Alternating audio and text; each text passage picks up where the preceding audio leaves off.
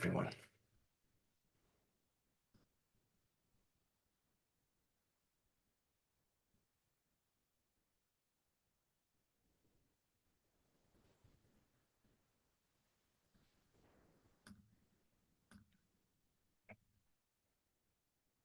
So, almost there.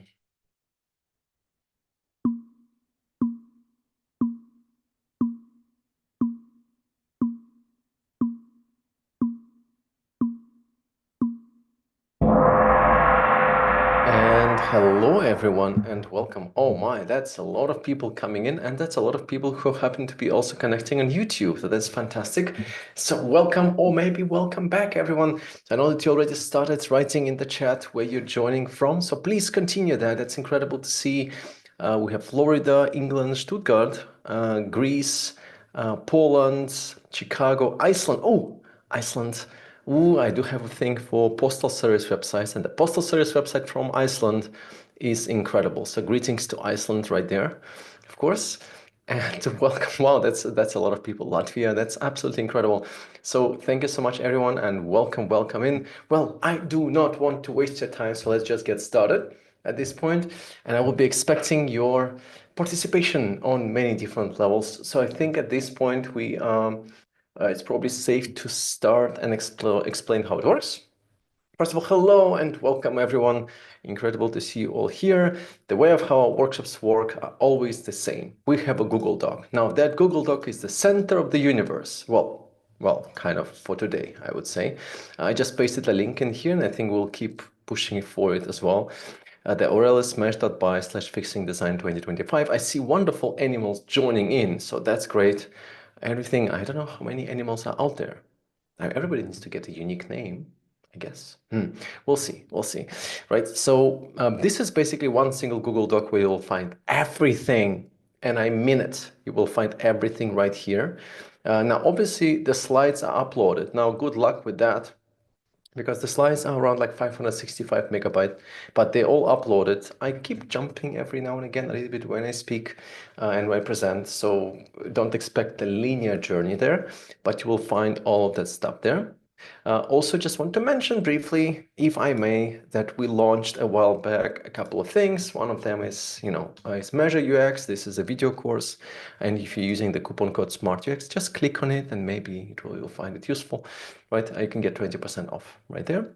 Right, but also video recordings will be, because everything is being recorded, right, will be available right here for you. You probably will be receiving an email which will be notifying you about the video recording of the session. So if you come in late, no problem. If you need to jump early, no problem. You will find everything in here. Beyond that, there are also a lot of things that I put together for different areas we might be going through, from search and filters and tables and dashboards. It's a lot of stuff, and sorting and navigation, and forms and AI and prompt engineering, because prompt engineering and voice UX and dashboards and data visualization, along with some Figma kits that you could be using in there, right? And again, if this is not enough for you, you can also ask questions right here, and you will get answers from me as well. Thanks so much for my wonderful colleagues in here plugging in the link to that Google Doc as well. So just in case, going to plug it in. And at this point, I think also want to greet everyone on YouTube, because I think that we're almost so close of hitting the limit on Zoom. So if you'd like to follow on YouTube, that's perfectly fine. Just one more thing. Oh, I cut my finger today. Don't do that. Don't use knife when you actually just want to slice a little piece of cheese. What you also will find here are Google Docs, collaborative docs. This is a place where you can ask questions. Obviously, it's probably going to move very fast in chat, both on YouTube and also here. So by the way, if you want to jump in on YouTube, you can do that here, right? Just in case, Zoom locks out or whatever, right? This is a place, and we have free documents just in case, because again, it might be that, one of the documents will be crashing because so many people, right? So you can ask questions in each of them. And of course, this is the point, not just of me presenting. Obviously, I will be going through some of your questions and try to answer as many as I can. Well, trying to do my best here, right? And also, this is a place where you can take notes together, right? So it could be screenshots, it could be links, or anything else that you might find useful in this case. So this is sort of a place where you could do it, all of us together, right? All right, Great. Now, I think it's about time. Oh, Luis, it's wonderful to see you all, to see you here. Fantastic welcome and welcome back. Now, all right, let's start, right? And let's start by looking at what is in front of us and what we're going to do today. And I think for me, it's been kind of a journey every year. I kind of look back and I think, okay, what is that new thing what are some of the new interesting patterns that companies or designers out there started doing? What are some of the new things that are emerging that actually turn out to be a problem, right? And what are some of the frustrations that people are experiencing that we kind of need to fix, right? And this is where all of this comes along. And for today, I was looking at this for a while. And obviously, we need to just understand the state of things. Like, what are the common frustrations that we have today? Then we're going to dive into some areas specifically around navigation and forms. Then we're going to look into inclusive user experience and accessibility. Then we're going to dive into AI because, 2025, it's all about AI in the end. But then I'm disappointed. I'm so disappointed in so many ways about this AI experience that we get. Is it like really it in 2025? The magical AI is a text box that you need to speak to? Well, we'll dive into that in a lot of detail. And then, of course, there are still quite a lot of challenges around some very, very boring bits like authentication. And then we'll be wrapping up, and obviously there will be time for you to ask any question that you have, right? And in between, we will have a short, like 10 minutes, 7, 8, 10 minutes break, also like approximately after 1 hour. So you will have a chance to eat something or whatever, right? No problem. All right, well, this is sort of a journey that I had in front of me. And I want to maybe start by going back in time. Now, for me, everything started here. Does anybody remember what it is?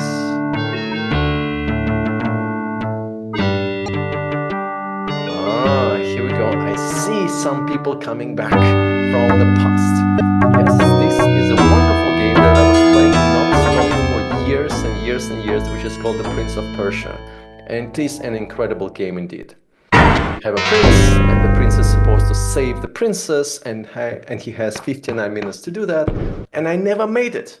I never ever made it. I tried to figure out how to do it, and I would play for years, and I couldn't figure it out within 59 minutes.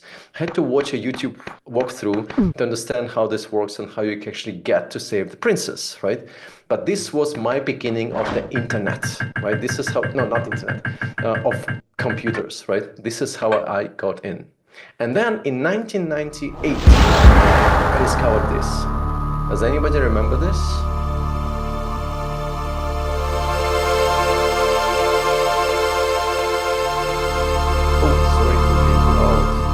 Sound is too loud.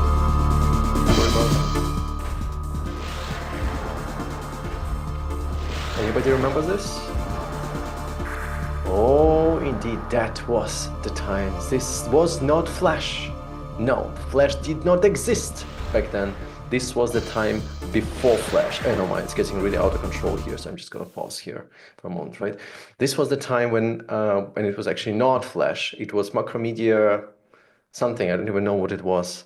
And then I was so excited about this. I wanted to do this for living. And this is how, Shockwave, excellent, very much, thank you very much. This is how I got all excited. And look at us today, like time kind of moving forward, we got through so many different phases. I remember vividly this website coming along around 2008. Ivan Ferrero is an artist from Spain. And he thought that maybe it's a good idea to kind of meet video text and, web and links, and you can click on numbers, but you can also type numbers.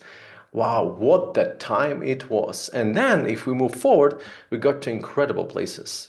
Like incredible places. This is a wonderful portfolio by Bruno Simon, where you can literally, drive in a car to navigate a portfolio and look at the work that is done there and everything, right?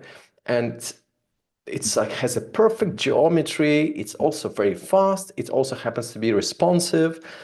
It's unbelievable. Like the path that we have taken to get here is just really out of control. It's really, really impressive. Not to mention some beautiful things where we actually kind of brought on a lot of data. This is a wonderful website that basically maps out a lot of different sources like weather in Tokyo, the video cameras in Tokyo, the subway station schedule in Tokyo, the way of how cars and buses are moving in Tokyo, the different busyness of streets in Tokyo, and everything together in one single experience. It's impressive. I mean, it's just impressive. So why on earth, dear friends, is it that we are still in 2025 here? Really? Is this the best of what we can do on in terms of UX today? I mean, I know what you're saying. I mean, sure, we don't get this anymore, right? It's not like we have all these recaptures and stuff like that. Well, they kind of reincarnated a little, didn't they? Just a little bit. Reincarnated in something that's much more magnificent, much more presentable, much more exhausting and annoying like this. Every day I wake up and my life is solving puzzles for living now, right? I need to figure out fire hydrants and crosswalks and traffic lights. And if you're like me, and I believe that you are like me, right? I can feel it. I really do. You probably will be in a position where this moment appears when in the morning, after your very first coffee, you realize this thing, like technically, it's still a crosswalk, and I don't want to get it wrong, right? I want to get it right. So this square, is it still a crosswalk or not, right? This is the story of my life, everyone. Not to mention all the boring stuff around us that just doesn't disappear. So if you want to change your password in this application, well, let's have a cup of coffee first.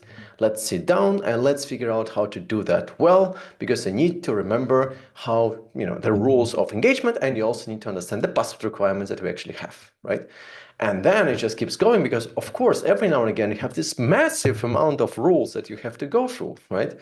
And, sometimes you get to this like, so it's all okay, but these characters are not supported because they're special. When I was growing up, I honestly believe that special characters are a good thing because they're special, right? They're supposed to be special in so many ways, but apparently special characters are sometimes really, really bad, right? And then, of course, we go to the point where we get this.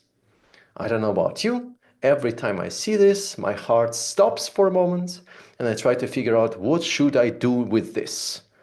Just to not, if I have a call with somebody and I just want to hang up on them. So, right. So, it's almost like a roulette. I really don't know.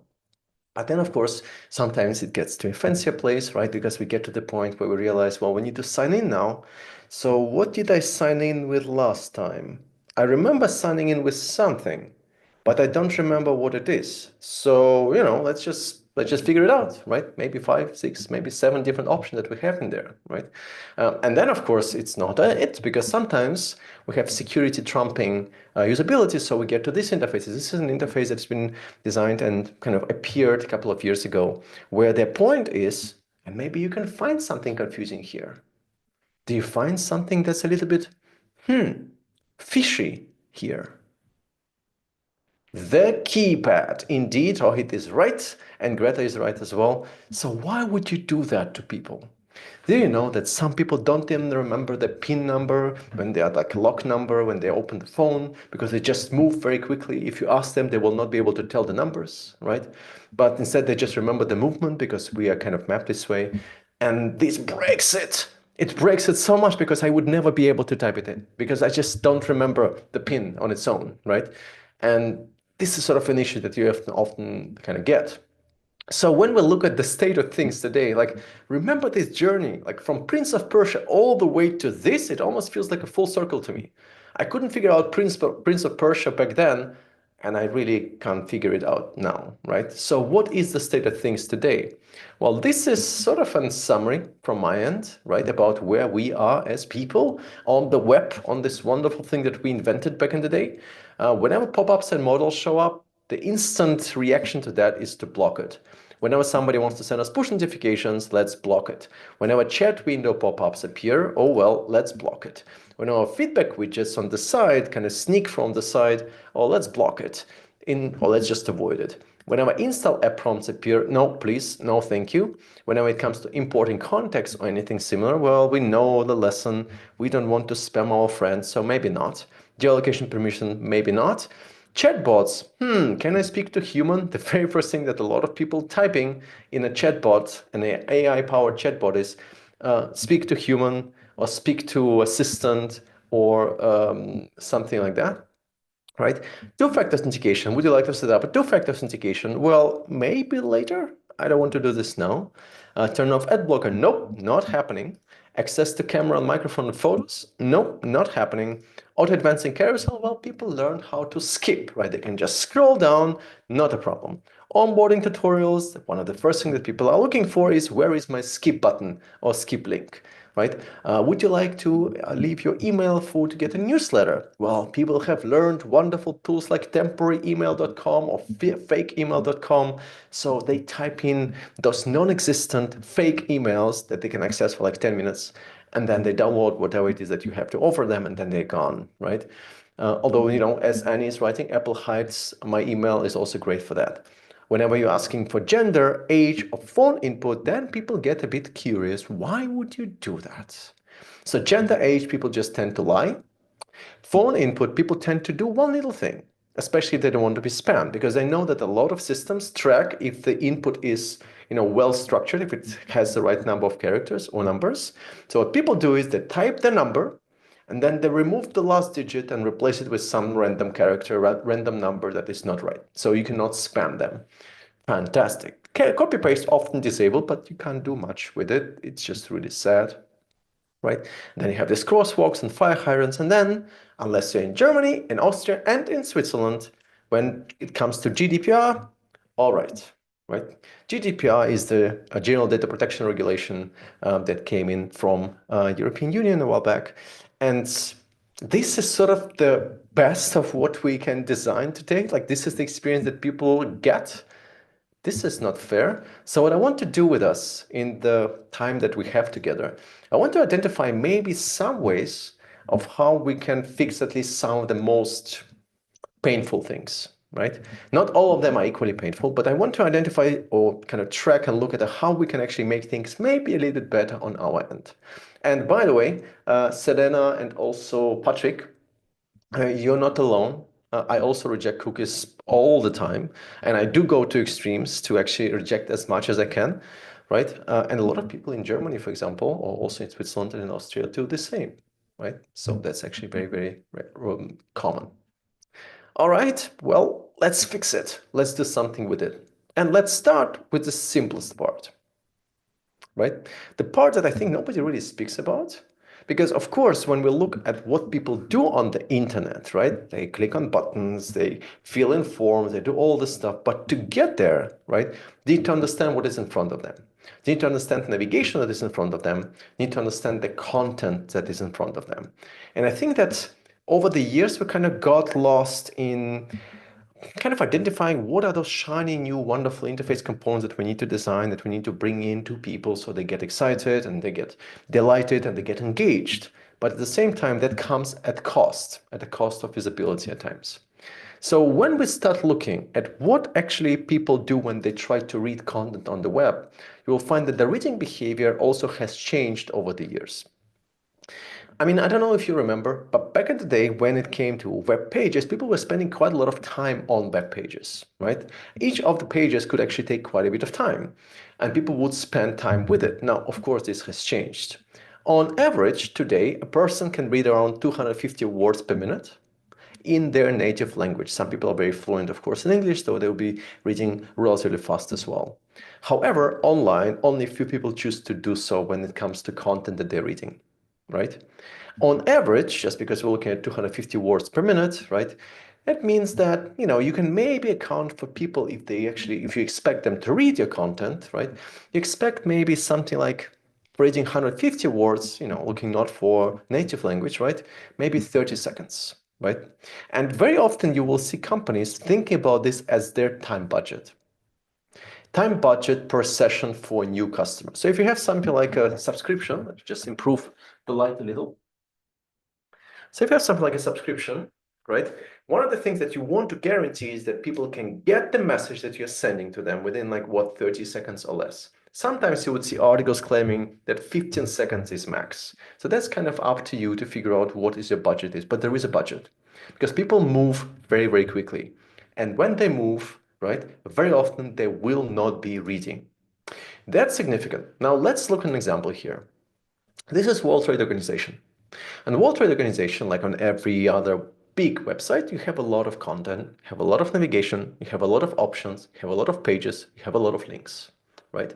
So if you go to one of those pages, you will find something like this here, just a lot of stuff. And of course, it's a huge website, so of course you will get a lot of stuff in here. But you also will find a remarkable amount of links, which are broken down into sections, right? And as you keep going through this, right, and if you look, let's say some, short title, you just keep going. It's just almost like a never-ending story where you have just so much content. The problem for me is not the amount of navigation necessarily. In some interfaces, especially in some complex interfaces, having this sort of mega menu is actually not a bad idea at all. I always thought that this is actually quite horrible. Almost always, right? Because you're throwing everything that we've got to people to figure it out. Well, as it turns out, that's not necessarily a bad idea for experts who actually rely on something like this, because very often you might want to get from the home page right to level 4, right, without going to level 2 and level 3 and level 4, right? That might work, right? But it has another problem. The problem is that it is not designed to support efficient scanning of the page. There's just too much happening on the page that does not have any priorities in place. So let me explain what I mean by that. Now, when we look on the web, there are different patterns that people are using to navigate the web, and most importantly in our context, to read the content or consume the content on the page. Most of us are familiar with the F pattern, right?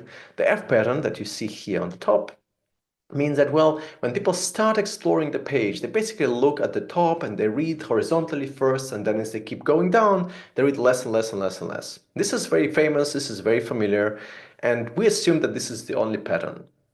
This is not true.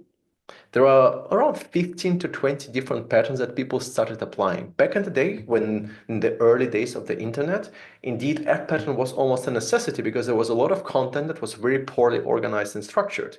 People had to find a way to efficiently scan the page. But as we got to a better place in terms of design, people started adopting slightly different patterns. So let's go through some of them to understand what is more efficient. Right here, a little hint. F pattern is the worst pattern that you can imagine because people skip most important bits. It's very damaging for business because people often miss or forget or overlook some things that are really important on a page. Now, when we look at it in detail, we will find out that with the F pattern, people first read horizontally, then they read less and less and less and less until they start scanning vertically, right? First words usually receive more attention and also first lines of text. And usually that's a sign of poorly structured content. That's again a very inefficient way.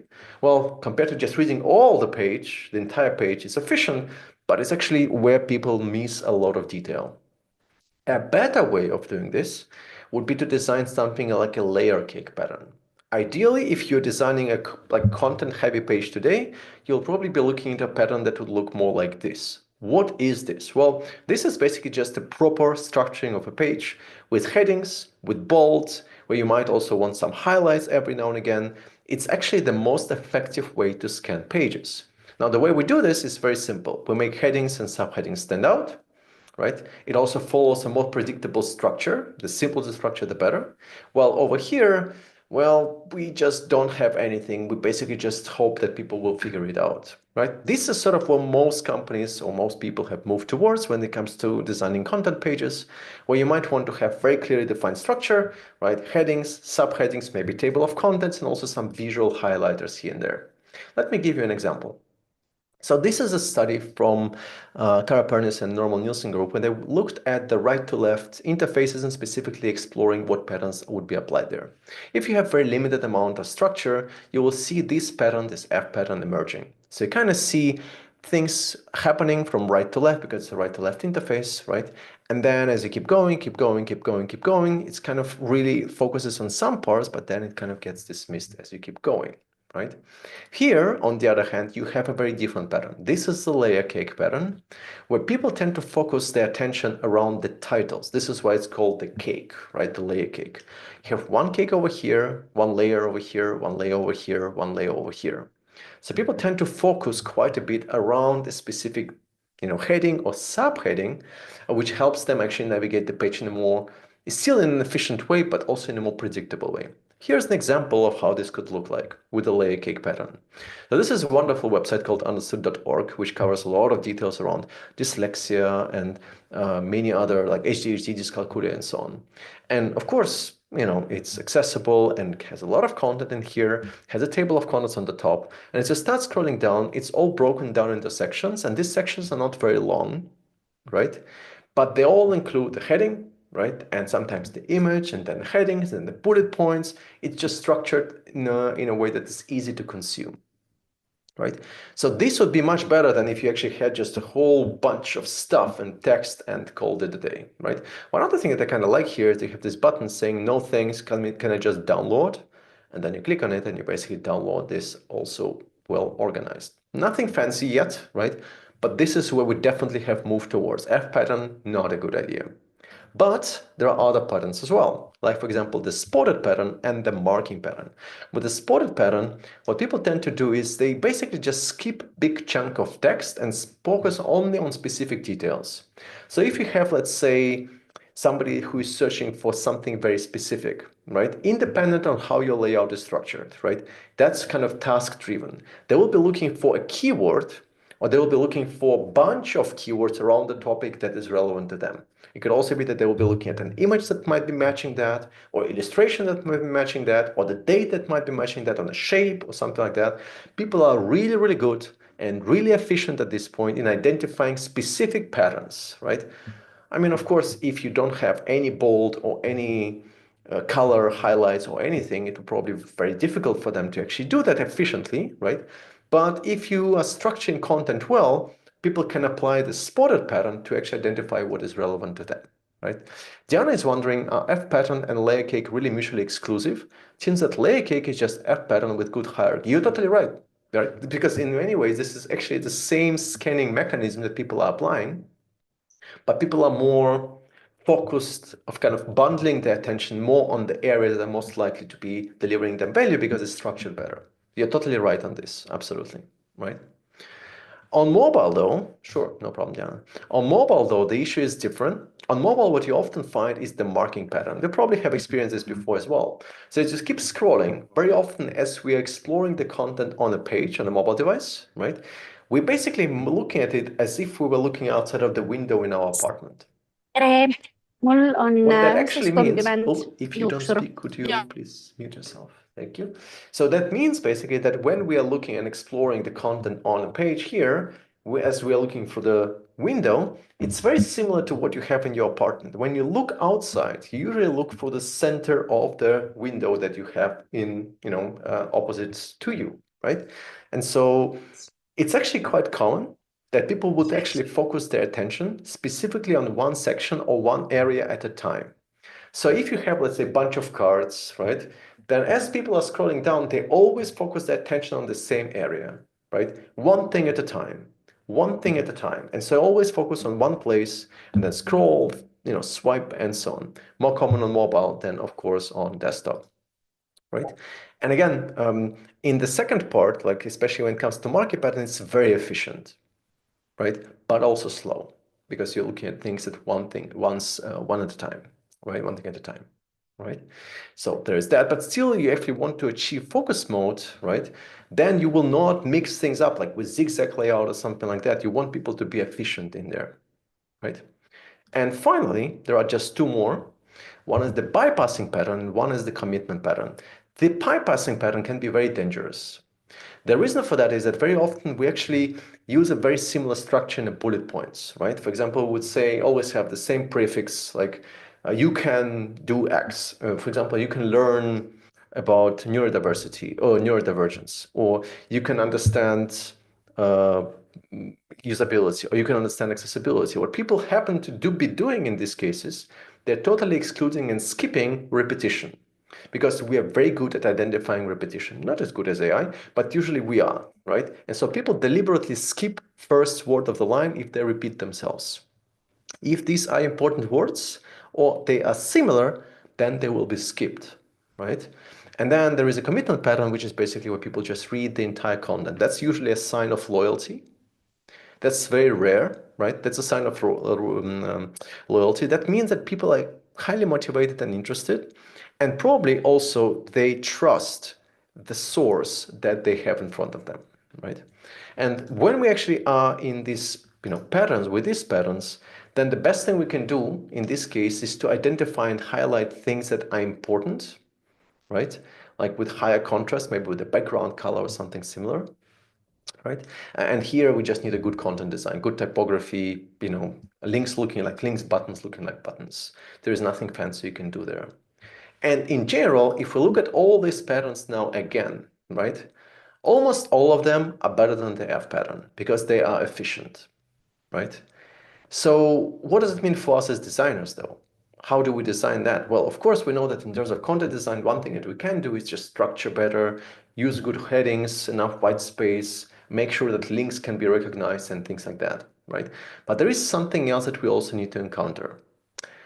And that relates to this wonderful magical thing that's called default, right? Every now and again, there is a conversation that emerges around, do we need to optimize for default? Do we need to show content below default, above default, both, and so on? Now, there are a lot of discussions still, a lot of debates, a lot of articles on that. One that I would agree with is the one by Christopher Butler, where he wrote about designing for realistic attention.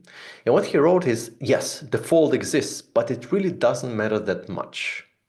Because usually it's not the length of a page that is a problem, because very often people will start scrolling before they even, explore the page, start exploring the page. It's actually quite common to do this scanning and reading at the same time, right? While scrolling, which is just really, really mind-blowing.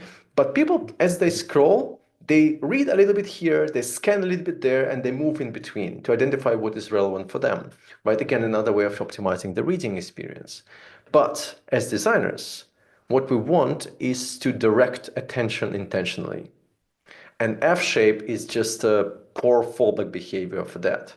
So in other ways, what it actually means is when we look at the fold, it exists, it doesn't matter. It really doesn't matter. The question is, if you display something above the fold, will you drive people to navigate towards the end after the fold? And if you don't, well, maybe there is something else that you want to highlight that will navigate people better towards towards the fold if you explain what is expecting people there. Let me give you an example of that. When we look at these two examples, right? We have A and B. From the perspective of engagement, where would you expect more engagement from the user? A or B? Could you write in the chat?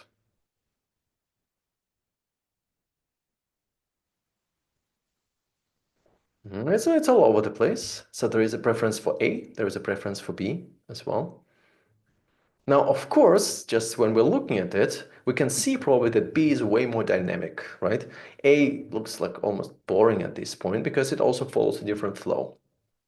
The question is, what do you want to achieve? If you want to achieve intentional direction of people from one place to the next, right, then A would work better. But if you want some sort of engagement and you want to encourage people to explore and dive in and do things, then maybe B would be performing a bit better.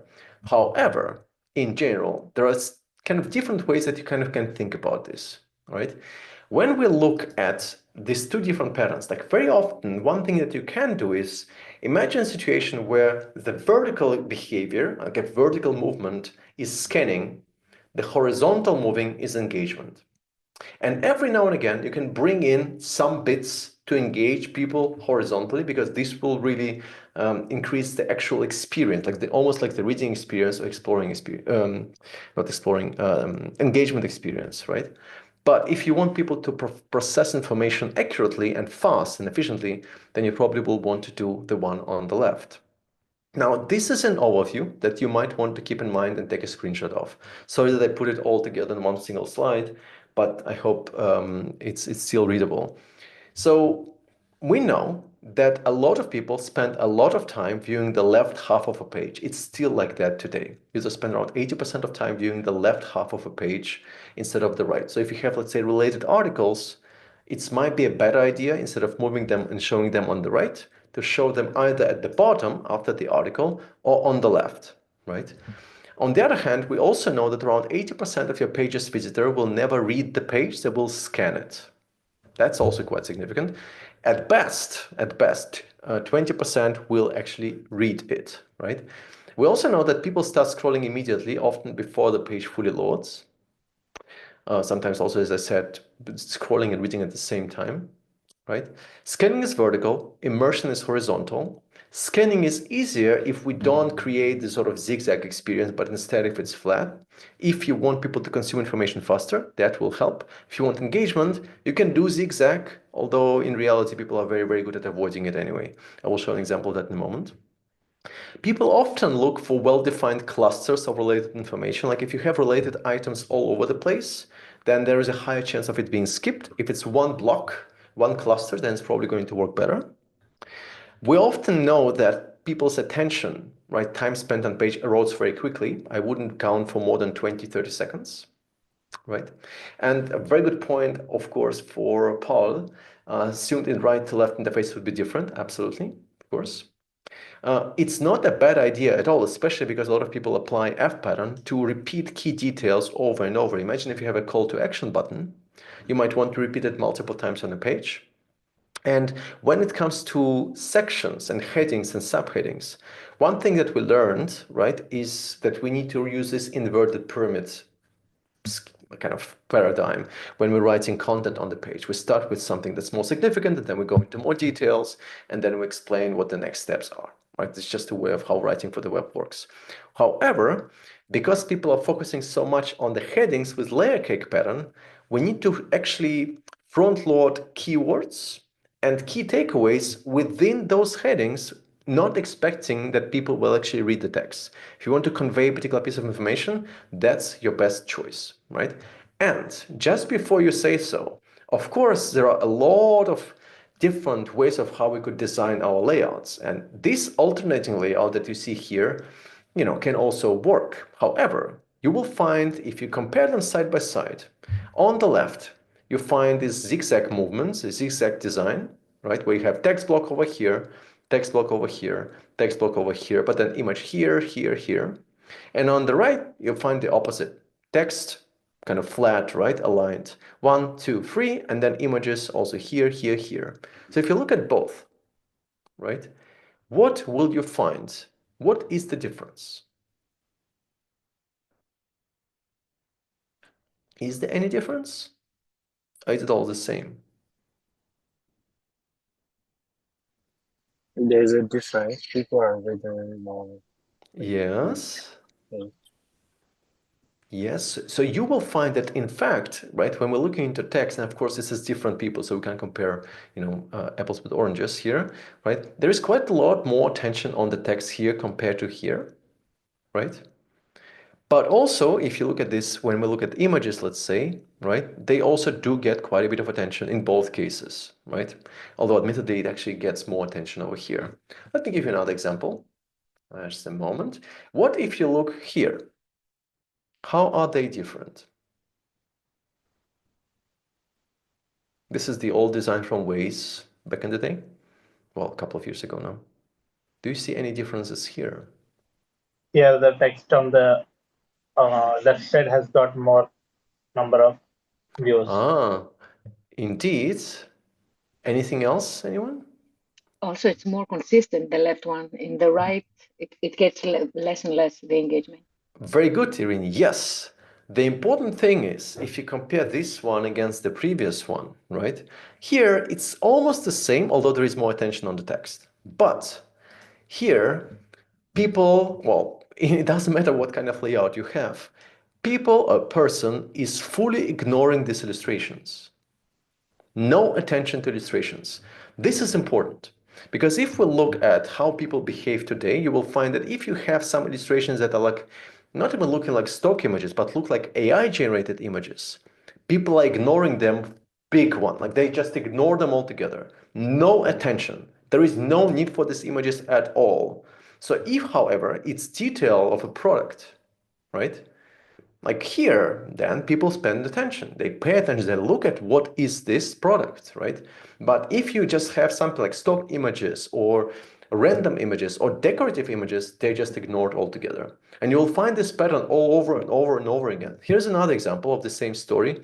If you compare, let's say, the heat map a product here with actual screenshots of the software, right, gets attention.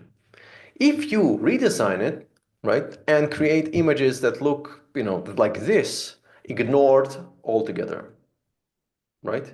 So if you are thinking about, oh, let's just plug in some AI images, AI-generated images over here, I assume that this is not going to work well. That, of course, depends on what you want to achieve. If your main goal is to just have some fancy, beautiful images that are colorful, sure, but oh my, people are very, very good at ignoring them, right? So that's just something for us to keep in mind over here. Make sense, everyone? Something similar, to what we do with the ads, because they're usually on the right For side. sure. So we just tend to ignore them. Yes. I mean, this is basically the ignoring of advertising happened mostly because of the F pattern as well, because people started paying less attention to things that look flashy because they wanted to be more efficient, right? And so in many ways, I would say that this is all connected, but yes, so banner blindness is of course a part of that too, right? And I think like, in general, if you look at it, right, there are a lot of things that I kind of skipping here, but it's quite significant because when we look again at what we're talking about, if we want to create better content, we need to avoid the F pattern, we need to avoid decorative images, and we need to optimize for layer cake. So that means just proper structure, right? Good navigation, the boring stuff. It actually does make a difference today. The one final point that I want to bring up here is that when you actually have run a testing with experts in a particular domain, and you give them two versions of the same piece of paper or piece of content, you'll find that independent of the level of expertise, they always prefer plain language. Even experts, doctors, lawyers, specialists, they prefer plain language. So we should not be expecting just because you're working maybe in B2B and you have expert audience that they prefer more formal, more complex, more convoluted text. Nobody wants that, right? Plain words work best, right?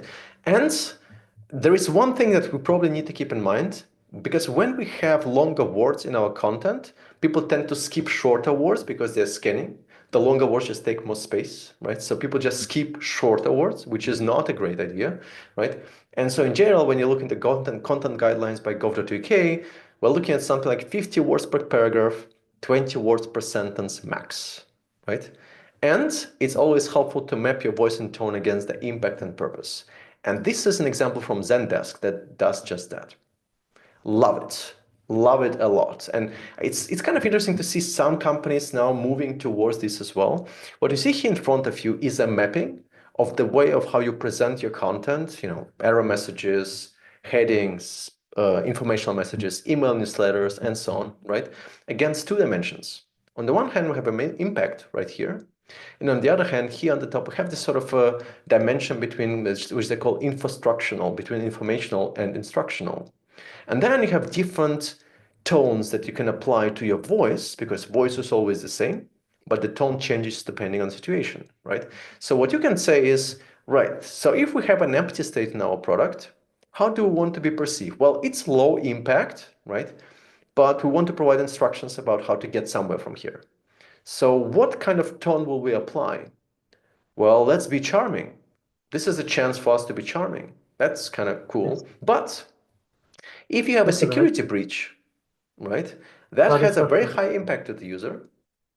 And we also want to be instructional, but we probably don't want to be too charming there. That would be coming across wrongly, right?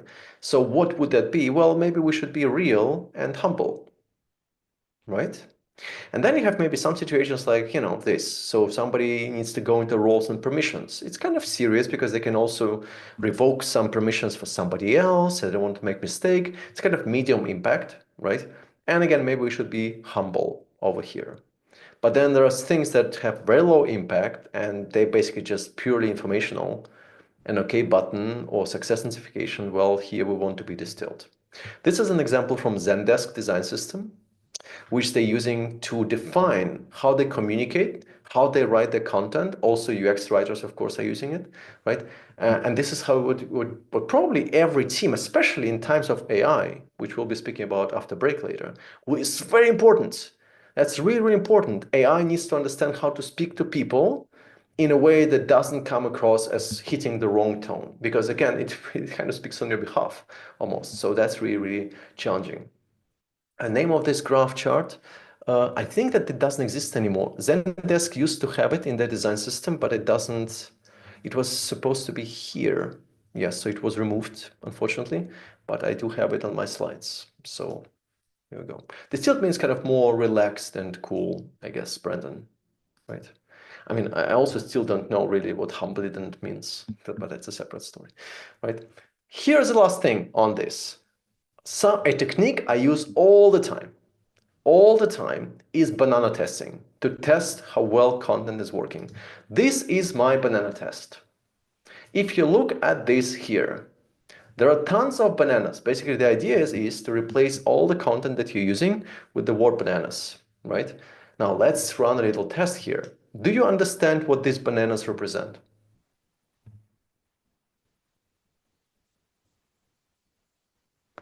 I mean, product in a way, right? Logos. Excellent. Yes. How are these bananas different? More like a brand, maybe, or a line. Premium.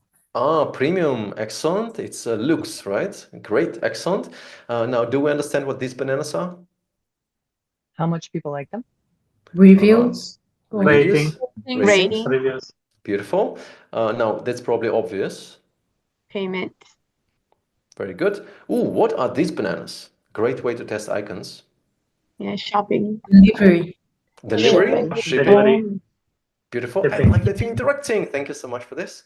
All right. Ooh, now it's getting more difficult. Now, I what have a are... question. Yes, please. So as we are not users, we are designers. Yes. So can this count? Because if it is normal person, would they be able to understand everything that we are mentioning now? So that's the point. Yes. I mean, the point is, so when we look at this here, if we're mapping, right, into the model of how people think about a particular interface, what they're expecting, right, if we replace a word with something entirely different, right, and they still understand what is what, right, then that's usually a good sign. And in this case, by replacing everything with the word bananas, you still can navigate it, even if it was in Chinese. Or even if it was in a language that you have no idea about, you probably should be able to actually buy these bananas over here, right? And so, however, what's really helpful about this is that you can also identify some of the specific problems that emerge over here. Now, do you know what this is? Size. Very good. Options. Might be the different size. Yeah. Yes, very, very good. And I think that we probably understand these bananas over here. Price. Payments. Two variants might be. Very good. I like this. Oh, and this is probably the most obvious of all of them. CTA. Purchase. Yeah, add to cart. Just buy. All right. What about this one? Save. Save. Save for later. Or wish list? Add to okay. save to the. Say add to cart or something. All right. Okay. Add to Then wish this list is- or something like that.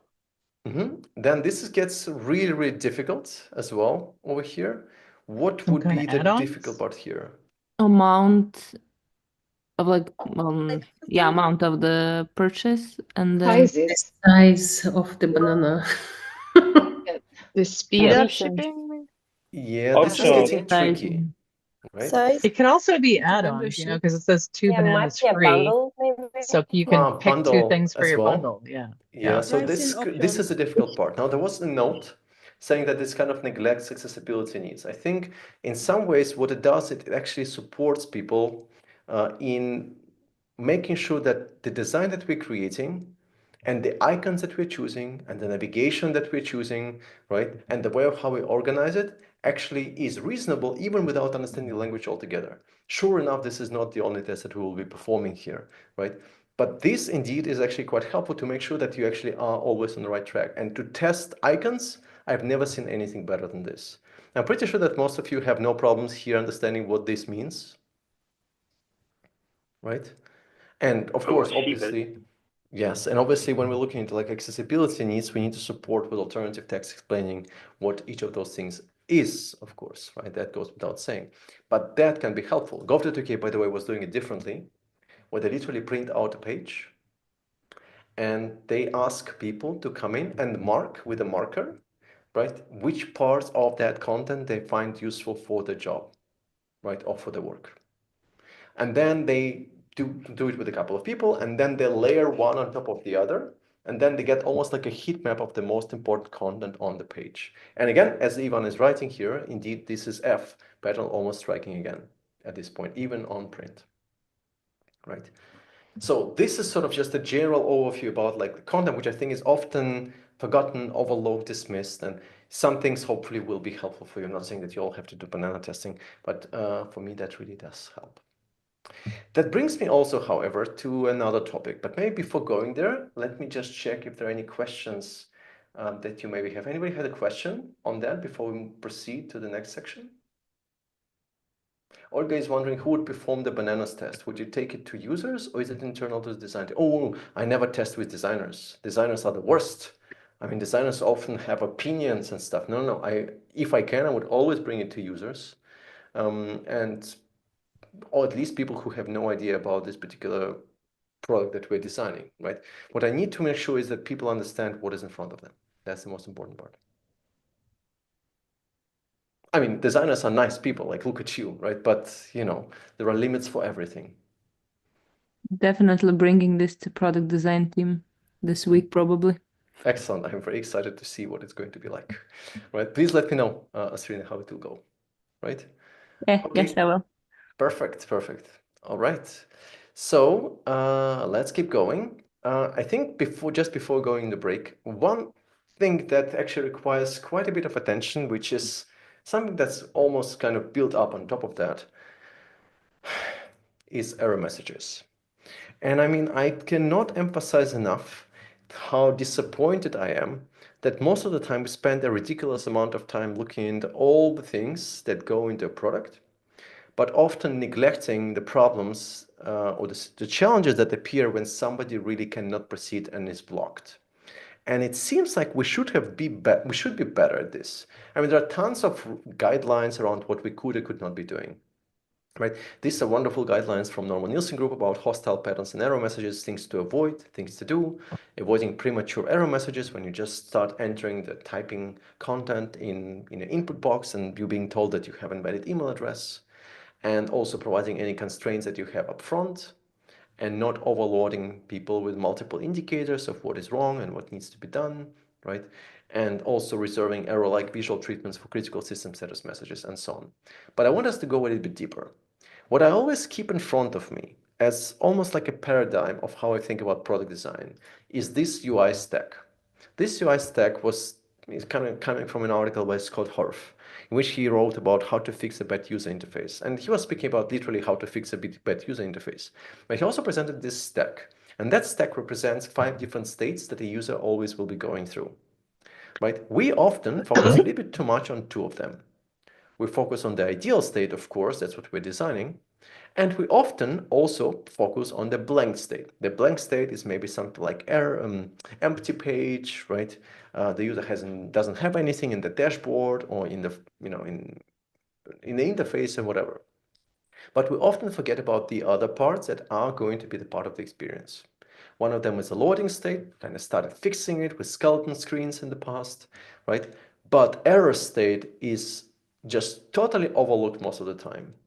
Could you write a plus in the chat when you encounter problems with error messages in terms of, for example, your name is invalid, right? Or the address that you have submitted does not exist, although you've been living there for 10 years, right? Or you realize that you actually made a mistake, but you don't know what the mistake you made because it just tells you invalid input or something similar. Or maybe when you're typing your phone input, right, phone number, the international code is pre-selected and hard-coded. This is actually happening a lot here in Germany, where I am right now, where whenever I sign up for a new account, like bank or whatever, it always has +49 pre-written. I can't change that. But I've been living in Lithuania for 5 years, and I do not have a German phone number. Well, I had to get one, but I didn't have one.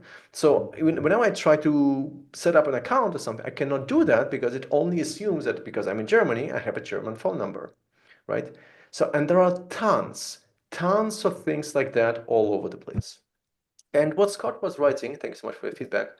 What Scott was writing is that ideal state is the zenith of your product's potential, but it's error states that leave a lasting impression: frustrated, annoyed, or relieved, impressed. It's how you speak to customers, tone and voice, and also messaging, right? And there are so many things that can go wrong. So these are the issues, because we had been working on a project that involved error messages. These are the issues that you might encounter, right? With just error messages alone. It might be too generic. It might be unclear. You might have some technical jargon, something like invalid or anything similar. It might hit an inappropriate tone. You might be passing the blame, or you didn't get this right. That's friendly. There might be no actionable advice on how to fix it. It might also have poor visibility. It might be very lengthy. It might be, some strange error code that you have no idea about. It might be very difficult to read, inconsistent messaging. It might be just poor timing, and then whenever it hits, you lost the data that you submitted or you actually filled in that part of the form. Sometimes it's hidden in tooltips, toasts that are disappearing. It might be negative, and it's kind of catch-all messages, kind of the same message to everyone, right? And that's usually a problem. And if you look at the good error messages, well, they say what happened, why it happened, they provide reassurance, and most importantly, help people fix it.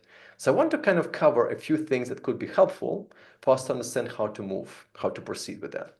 It all for me starts with experience mapping.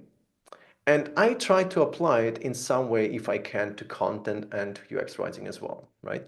And so if you're looking at, let's say, a part of customer journey, and we will talk about that in a bit more detail after the break when we're speaking about AI anyway. We have, let's say, different stages that the person is going through, maybe writing, reviewing, and then sending, right? What we can do at this point is start thinking about what is that person think, right, on each of these stages. Okay, customer journey mapping, nothing groundbreaking. But then what do they feel as well? And then what is the copy that we need for them, right? And then what is the tone of voice that we will be using there? And then on top of that, once we have all of that, we know what tone of voice we need to be using in case of errors happen here, here, or here, right? And this is where we could probably start thinking about what kind of error messages we should be writing here, actually, right? And specifically, I think it kind of follows, at least to me, this whole process. I'm going to just go, I don't know, 6 is repeated twice. I'll just go through it very quickly to give you sort of a case study about how this could be done, right? Because typically this is not even considered, but a lot of companies lose a lot of money by basically not helping people recover and almost guaranteeing a high drop-off rate. That usually starts very simple. It's not really going to take too much time. First, we gather all error messages in a spreadsheet. Screenshots, color coding, text, triggers, user scenarios, severity, and frequency. This is an example of this in action here, right? There could be plenty of different errors that we encounter. We just need to keep track of them.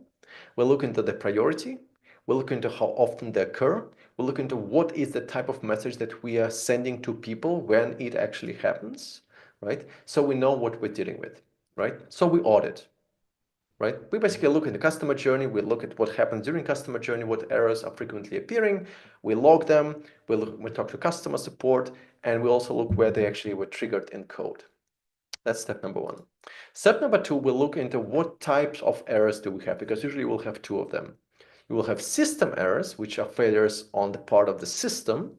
Could be outage, could be declined order, could be the credit card didn't go through, whatever, right? Or it could be a user error, right? Which is basically generated by user input. Maybe they have a poor online connection. Maybe they indeed submitted the wrong address. Maybe the credit card is incorrect or anything similar, right? And there might be a lot of different things that can go wrong.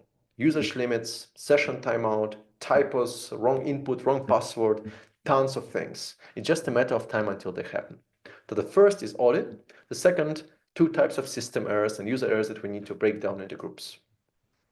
However, this is not it, because you also might have partial errors and total errors. The partial errors are basically affecting only part of the system. They are a little bit inconvenient. Something isn't working, but it's not a blocker, right? But total errors make it impossible for people to move. Whenever you encounter a disabled button, disabled continue button, and you don't know how to proceed, although everything seems to be okay, That's a situation, an example of a total error right here. And then you go ahead and you map it all and you grade them by impact, right? As you can see over here.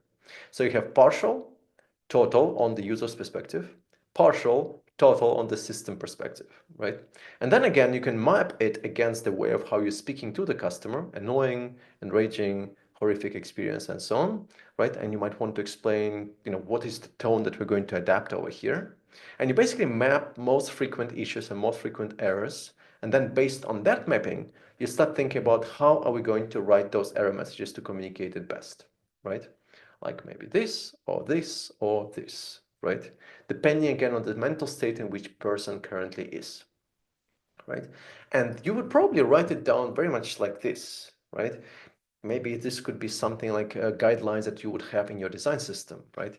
So if somebody is in an annoying state, let's do that. If somebody's in an enraging state, let's do that. If somebody's in a catastrophic state, like a big system error, that maybe even lost some data, let's do this, right? And then once we do that, we start rewriting messages. For each of those groups, we shape the response based on the tone and the voice that we actually have. And then depending on where they are, we kind of try to really write and potentially also hopefully test those messages to make sure that we're communicating it in a proper way, right?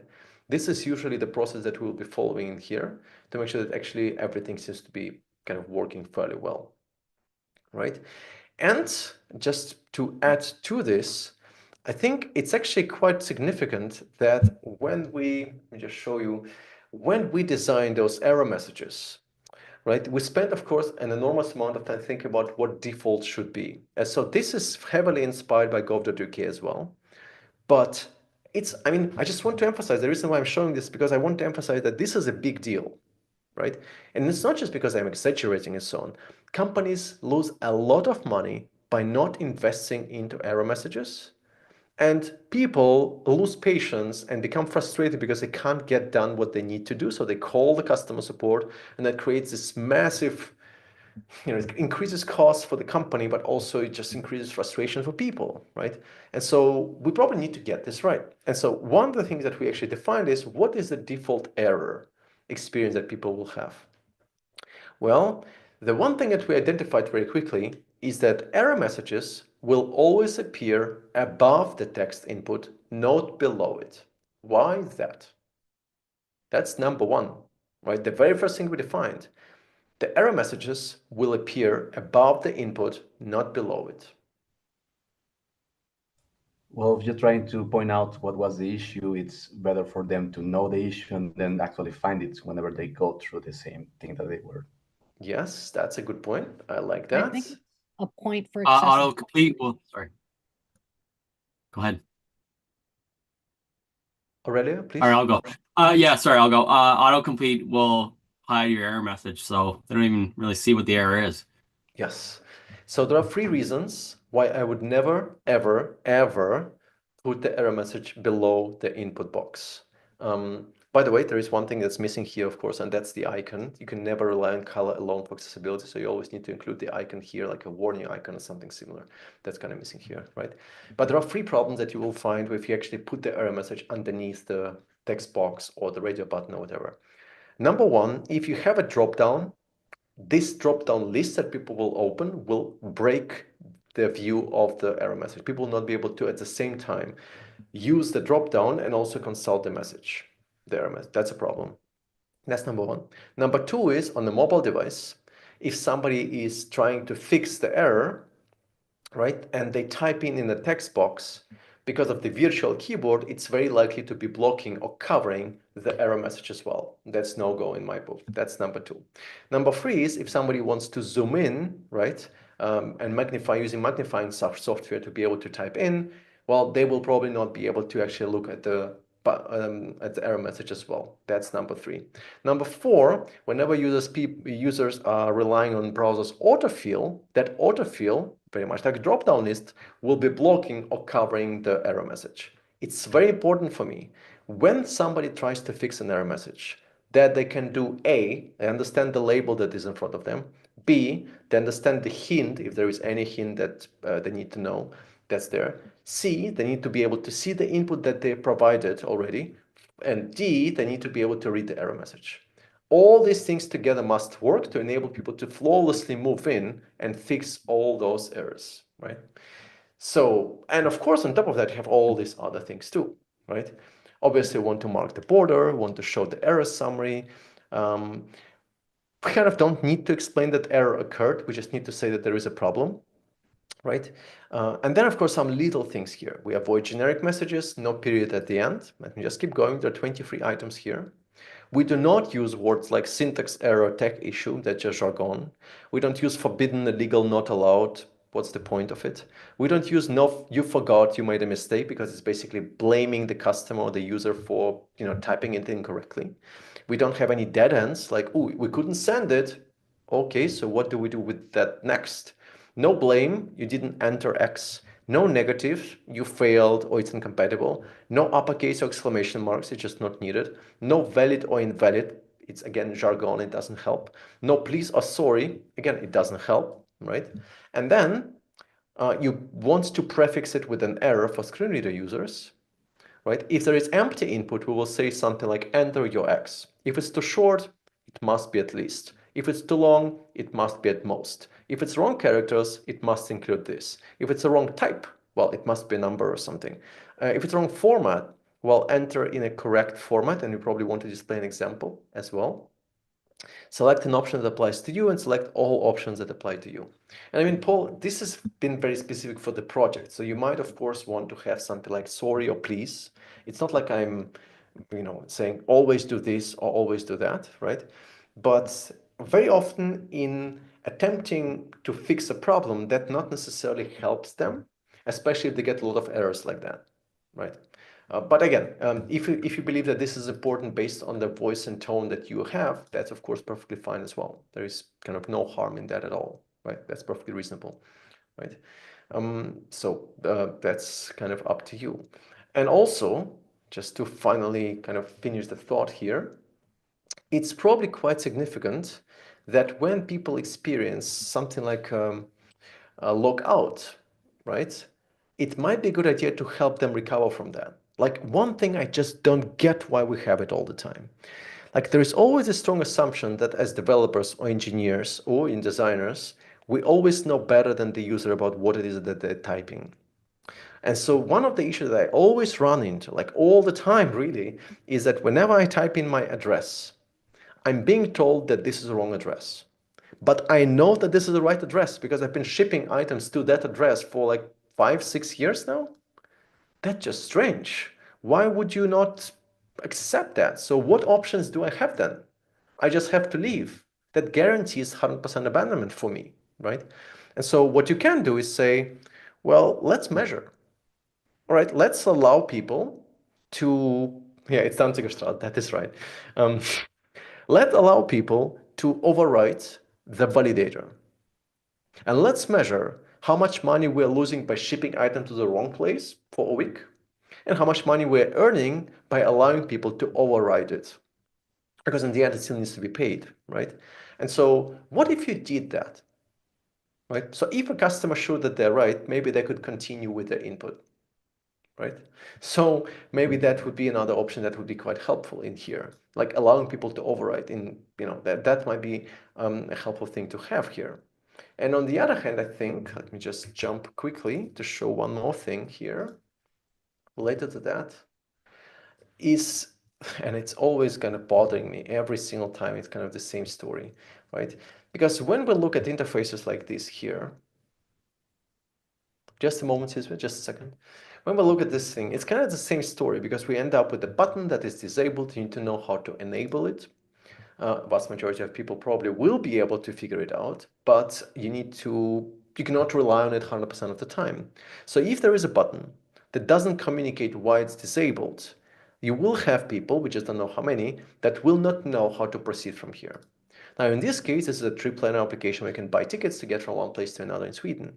And so if you want to choose kind of to move forward and buy a ticket, you need to click not here, because it doesn't work this way, but here or here or here to select the class that you're using, want to buy for, and then this button over here will become enabled, right? Like this. However, You will have situations and you will have people who will never be able to recover from that. Here is an example from WeTransfer.com, which I went to once.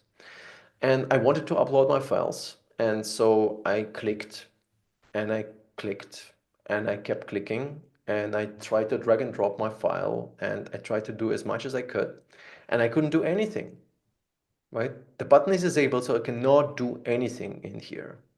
So maybe it was just a glitch, maybe it's a cookie on my end, I don't know, but the only thing I could do is to leave, which I did. Of course, sometimes you find that this disabledness can be helpful, like if you're sending money from one place to another, sure, you probably might want to disable it temporarily while it's being processed, which will also indicate then that actually something is happening. That's kind of okay.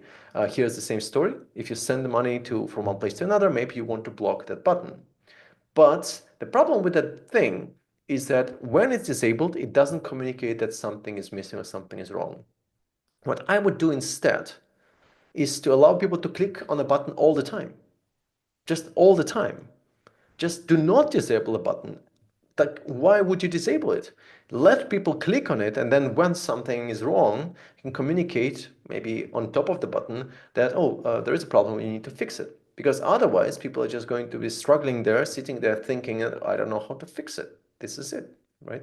So that's how it is better. I mean, sure, you can do a few other things. If you need to make a disabled button, well, then still you can actually give people a way out.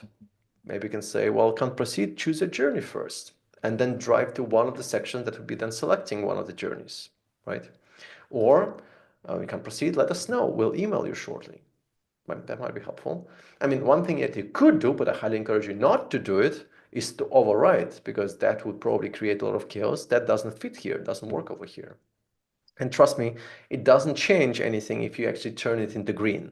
It'll be pretty much the same thing, right? But we do need to provide a way out. And there are ways to do that, right? There's basically this wonderful article, by the way, as well, about how to make a disabled button inclusive and accessible. I don't even want to go for this. Technically, it's not easy at all, right? If you want to make it right, if you want to get it done well, this will be quite a journey, right? And it's not easy at all. If you're interested in this, there is a wonderful article in CSS Tricks on inclusive design disabled buttons here. But your developers will be busy for a while. So I would probably not disable them until I have a very, very good reason to do so. Sizwe, you raised your hand. I'm unmuted. I hope everyone can hear me so far. Yeah, absolutely. Yeah, so Vitaly, I just wanted to ask about on the error designs, right? I don't know if you've ever been in a situation where, because I was recently on a project where, we created, a team of me and my team of fellow designers, we created like, the empty state, the ideal state, and all the error states and all of that. But the problem was with the error states. I think it had a lot to do with, the back end development side of things, and security and validation as well. So we couldn't really tell the user that, the password is wrong, or this input is wrong, or this thing is wrong. Because if we did that, then, I think it's a security issue. Yeah. Yes, it was a security issue. So I don't know if you've ever been in that kind of situation. Absolutely. Oh, yeah, absolutely. I mean, some things you cannot confirm. For example, you cannot say, that username is right, or is wrong, or that password is wrong, because then you confirm that this username exists, or that email address exists. But within the boundaries of what you can do, you can still do a lot. Typically, for password and email, that might be a bit tricky. We'll speak about it when we speak about authentication later. But in general, when it comes to things like name, I mean, there cannot be any invalid name. It just cannot be, right? If somebody wants to write the name and they have, I don't know, 5 or 6 words in the name, that's it, right? This is right. There is no invalid names, right? But very often, just because there are certain assumptions about the length of the text input, right, or the selection that you're making, that you're supposed to make, that you're basically enforcing people to kind of submit into an option that is available, which is just wrong, right? So I think that in some areas, you're totally right at this point, Sizwe, you will not be able to do that, to kind of really provide a very descriptive explanation about what to do. But even when it comes to password and email, you can still indicate to people maybe how they can find their right email that they're using, maybe in their previous emails from that company, or how to recover password. right? So it can still be more helpful than saying incorrect password, or even better, invalid password, right? Thank you. Sure, of course. Olga, please. Vitaly, thank you so much. I have a quick question about the disabled buttons. Somewhere I saw also a practice that people use some copy within the button itself to instruct on what to do, but not as a tooltip, but within the button. So like, yeah, continuous errors. What is your opinion about this? Would you go for this option or would you still prefer tooltip, and why? So I have strong feelings against tooltips, so that will be a separate conversation maybe. But because tooltips often hide important details. So if you have, let's say, password requirements, there is absolutely no reason to put them behind the tooltip because they are critical for the correct input, for the accurate input there, right? But when it comes to some, let's say, some specific details that we want to communicate about something being wrong, if it's on a button, okay, it's better than not being there at all, I would say. But personally, I kind of have my layering system. So if I can, I would always keep the button enabled unless there is a transaction or something. I want to avoid double transactions, right? I would keep it kind of disabled just for a very short period of time to indicate that something is happening. But typically, I would keep it enabled. When somebody clicks on that button, I will communicate why they cannot proceed. However, there is an issue with that, and the problem is that people don't know if they already completed everything correctly or not. So that could be that when they actually go for the form, that some areas that are already completed will be kind of marked in green and they can move on from there, right? And then still, if they want to, they can always proceed and click on that button. It's just not going to do what they want to do. But I mean, there is no harm in actually displaying that progress to say that something is missing on the button. But I'm just not sure how it works then screen reader wise, because you basically need to communicate to the screen reader user as well that this piece of information is provided or not, and that might create a quite noisy experience for them. So maybe my personal choice number 2 would be displaying that information not on the button, but next to the button. But I can't really argue why. Maybe mostly because the button is supposed to do just one thing instead of just moving all the time or shifting or changing its content. But I think it's okay too, as long as it doesn't communicate just, oh, something is wrong, you go fix it, that's okay. Thank you very much. Sure. So dear friends, so maybe let's go in a very short break for like 8 minutes, because I know we've been online for a while. And if you, Natasha and Mohammed, could wait just a little, I'll be happy to look into details in a moment. Let's have a very short break of, I would say, 9 minutes. Well, let's do it differently. The first person to write how long the break should be gets it. Oh, 30 minutes is too much. 11. Oh, Malavika, wonderful to see you here. All right, let's go with 10. For those of you who need to leave because you have other commitments and everything, no worries, you'll get the recording anyway. Just please keep in mind, we do have, I was told to mention that. We do have the video course, and we also have another one on smart interface design patterns. And if you use the coupon code SmartUX, you get some friendly discount right there as well. But for everybody else, please come back in 10 minutes and we'll continue from here. If you happen to be on YouTube, if you want to participate and speak up and everything, you can also join in Zoom, right? I think I will be posting links over there as well. All right, 10 minutes break, everyone. Do not run away, please. There'll be AI coming your way. See you in a moment, everyone.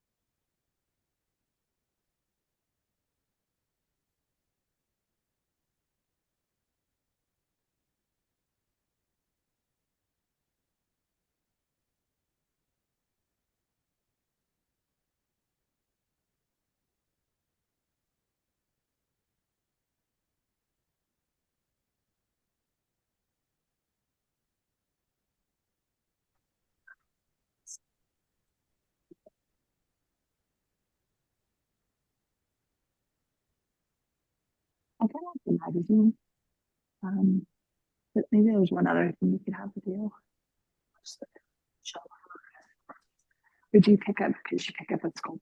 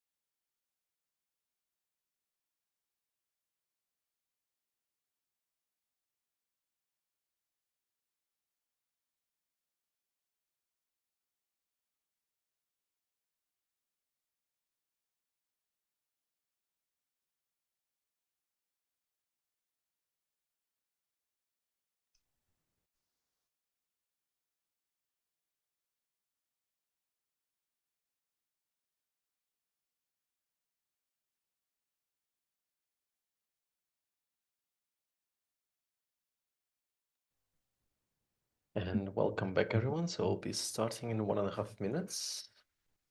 Great point, by the way, by Jason about disabled buttons, because you need to make it area. I think you need to have an area attribute there, not disabled. You cannot use just disabled attribute on the component itself. It must be area disable something, if I'm not mistaken. Area disable true. Thank you so much, Jason. Good call. Oh, we will start in 45 seconds. Yuka.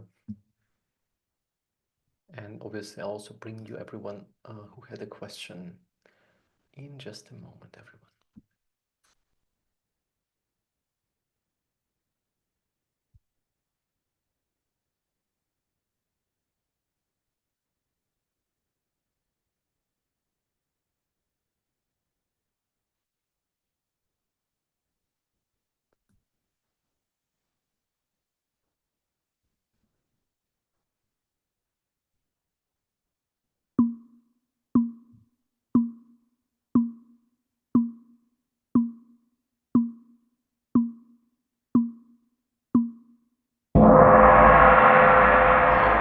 Hello and welcome back, everyone. Just as a quick reminder, we're going to go for another 1 hour, 1 hour 15 or so, and I also want to make sure that we have enough time for questions as well.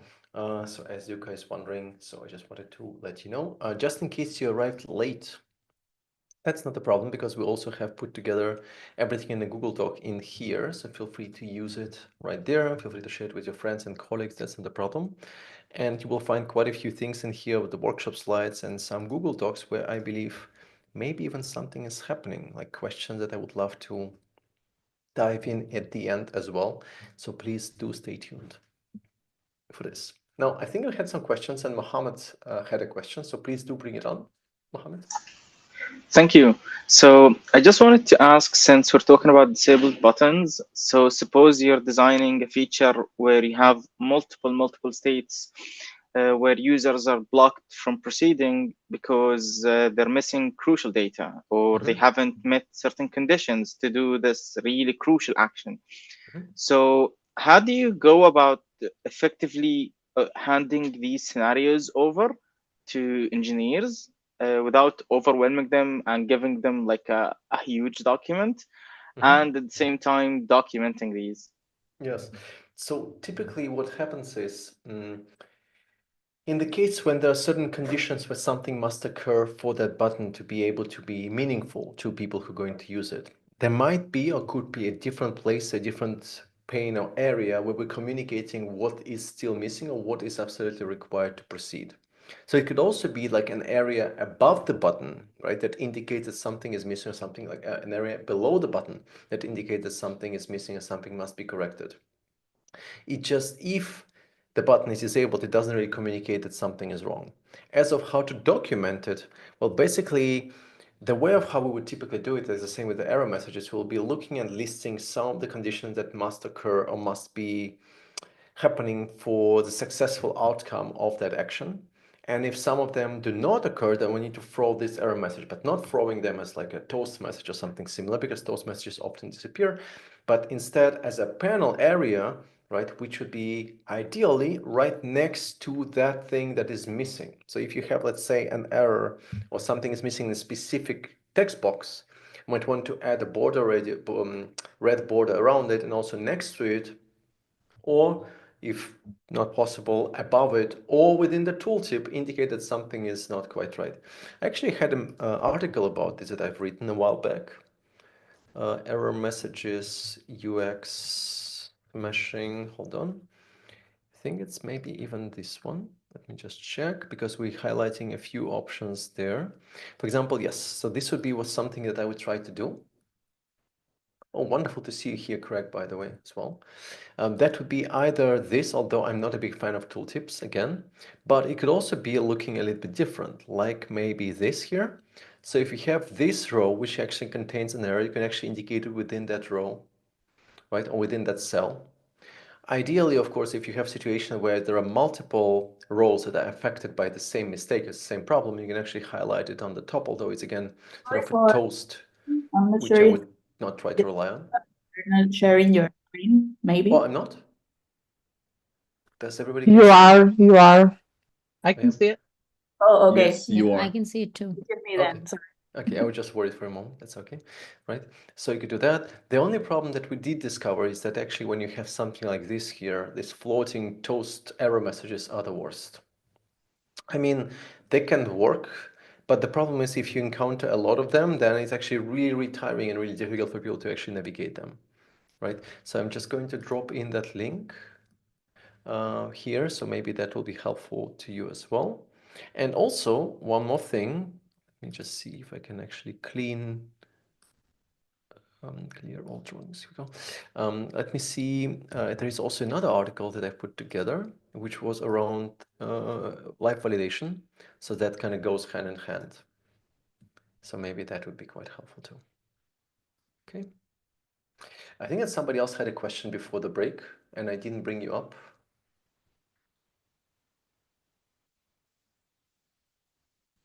No. All right. Well, then let me just dive into one more thing in here. Now that we've spoken about content, we've spoken about error messages, spoken about buttons, there is one other scenario that I really want to take care of before we then jump into AI stuff. And that's, oh my God, this is getting out of control. I've been in so many conversations with designers and end users, utterly confused about badges, peels, cheaps, tags, and everything in between, right? And of course, it's not necessarily a user's problem, because it's like, as designers, if we're managing a design system, we need to figure out, okay, how we're going to, what kind of badges do we have, what kind of peels do we have, cheaps and tags. But the problem that often occurs is that a lot of those elements that are static appear to be interactive. And very often, a lot of those interactive elements appear to be like static, so people don't act on them. So we better get this right. And I'm not here to tell you, okay, always do this or always do that. But I was quite impressed by kind of a couple of solutions that I found where I thought that's maybe useful to keep in mind. And of course, just so we're looking and talking about the same thing, right? There are a lot of different things that have a lot of different names, right? Badges, peels, chips, and tags, they all can be, but don't have to be, very confusing, and there is a lot of those tags. These are all the different names that I could find in different design systems of how they're used. It can be badges, peels, chips, tags, highlights, key data, status label, flags, signpost, lozenge, whatever that is, filter tag, text badge, input chips, tokens, capsule, counters, bubbles, status indicator, status flag, filter chip, stamp, and marker. What a wonderful collection that is. The problem is they all look the same. All of them look the same, right? That's kind of an issue. Because if you look at some of the design system dilemmas, and this is a wonderful article by Dean Harrison, and they were looking at all the different types of things, which all look very similar, but actually are having different names. So what is actually the difference between the chip, the badge, the peel, the lozenge, the tag, and everything else?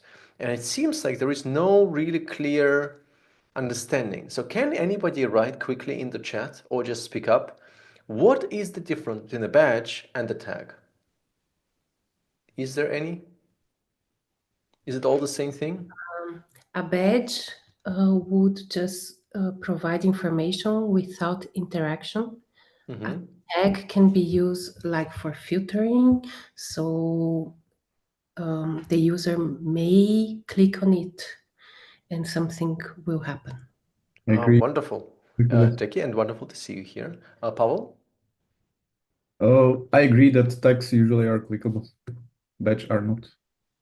Right, excellent, fantastic. Well, I think that here we are quite in a agreement, which gives me hope, but different designers have different opinions, right?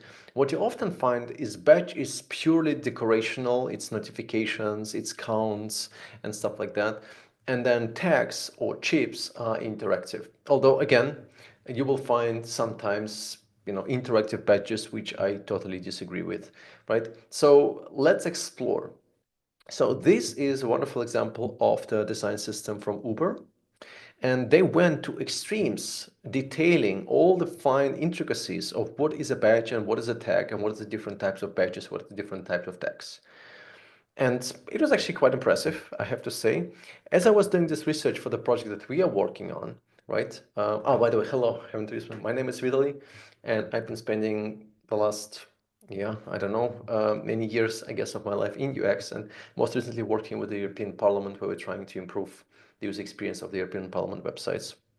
And I also do like other projects and consulting, but I'm a UX designer. I'm like all of us, I think, here, and with a bit of front-end engineering background. And so when I was doing research, there are basically two types of components that we have. I mean, we call them, like there are 20 names for them, but basically there are interactive components and there are static components. What we do not want is that interactive components look like static components, or that static components look like interactive components, right? Because that's when people cannot find the button that they need to click, or they do rage clicking on the thing that is not even interactive. So there are two of them really, right? First of them is badge. Badge is always static. It's mostly decorational. It relates status, it relates updates. For example, something is a draft, something is new, something is pending, or -7%, or anything like that. It's an indicator, and that's important. It's an indicator, right?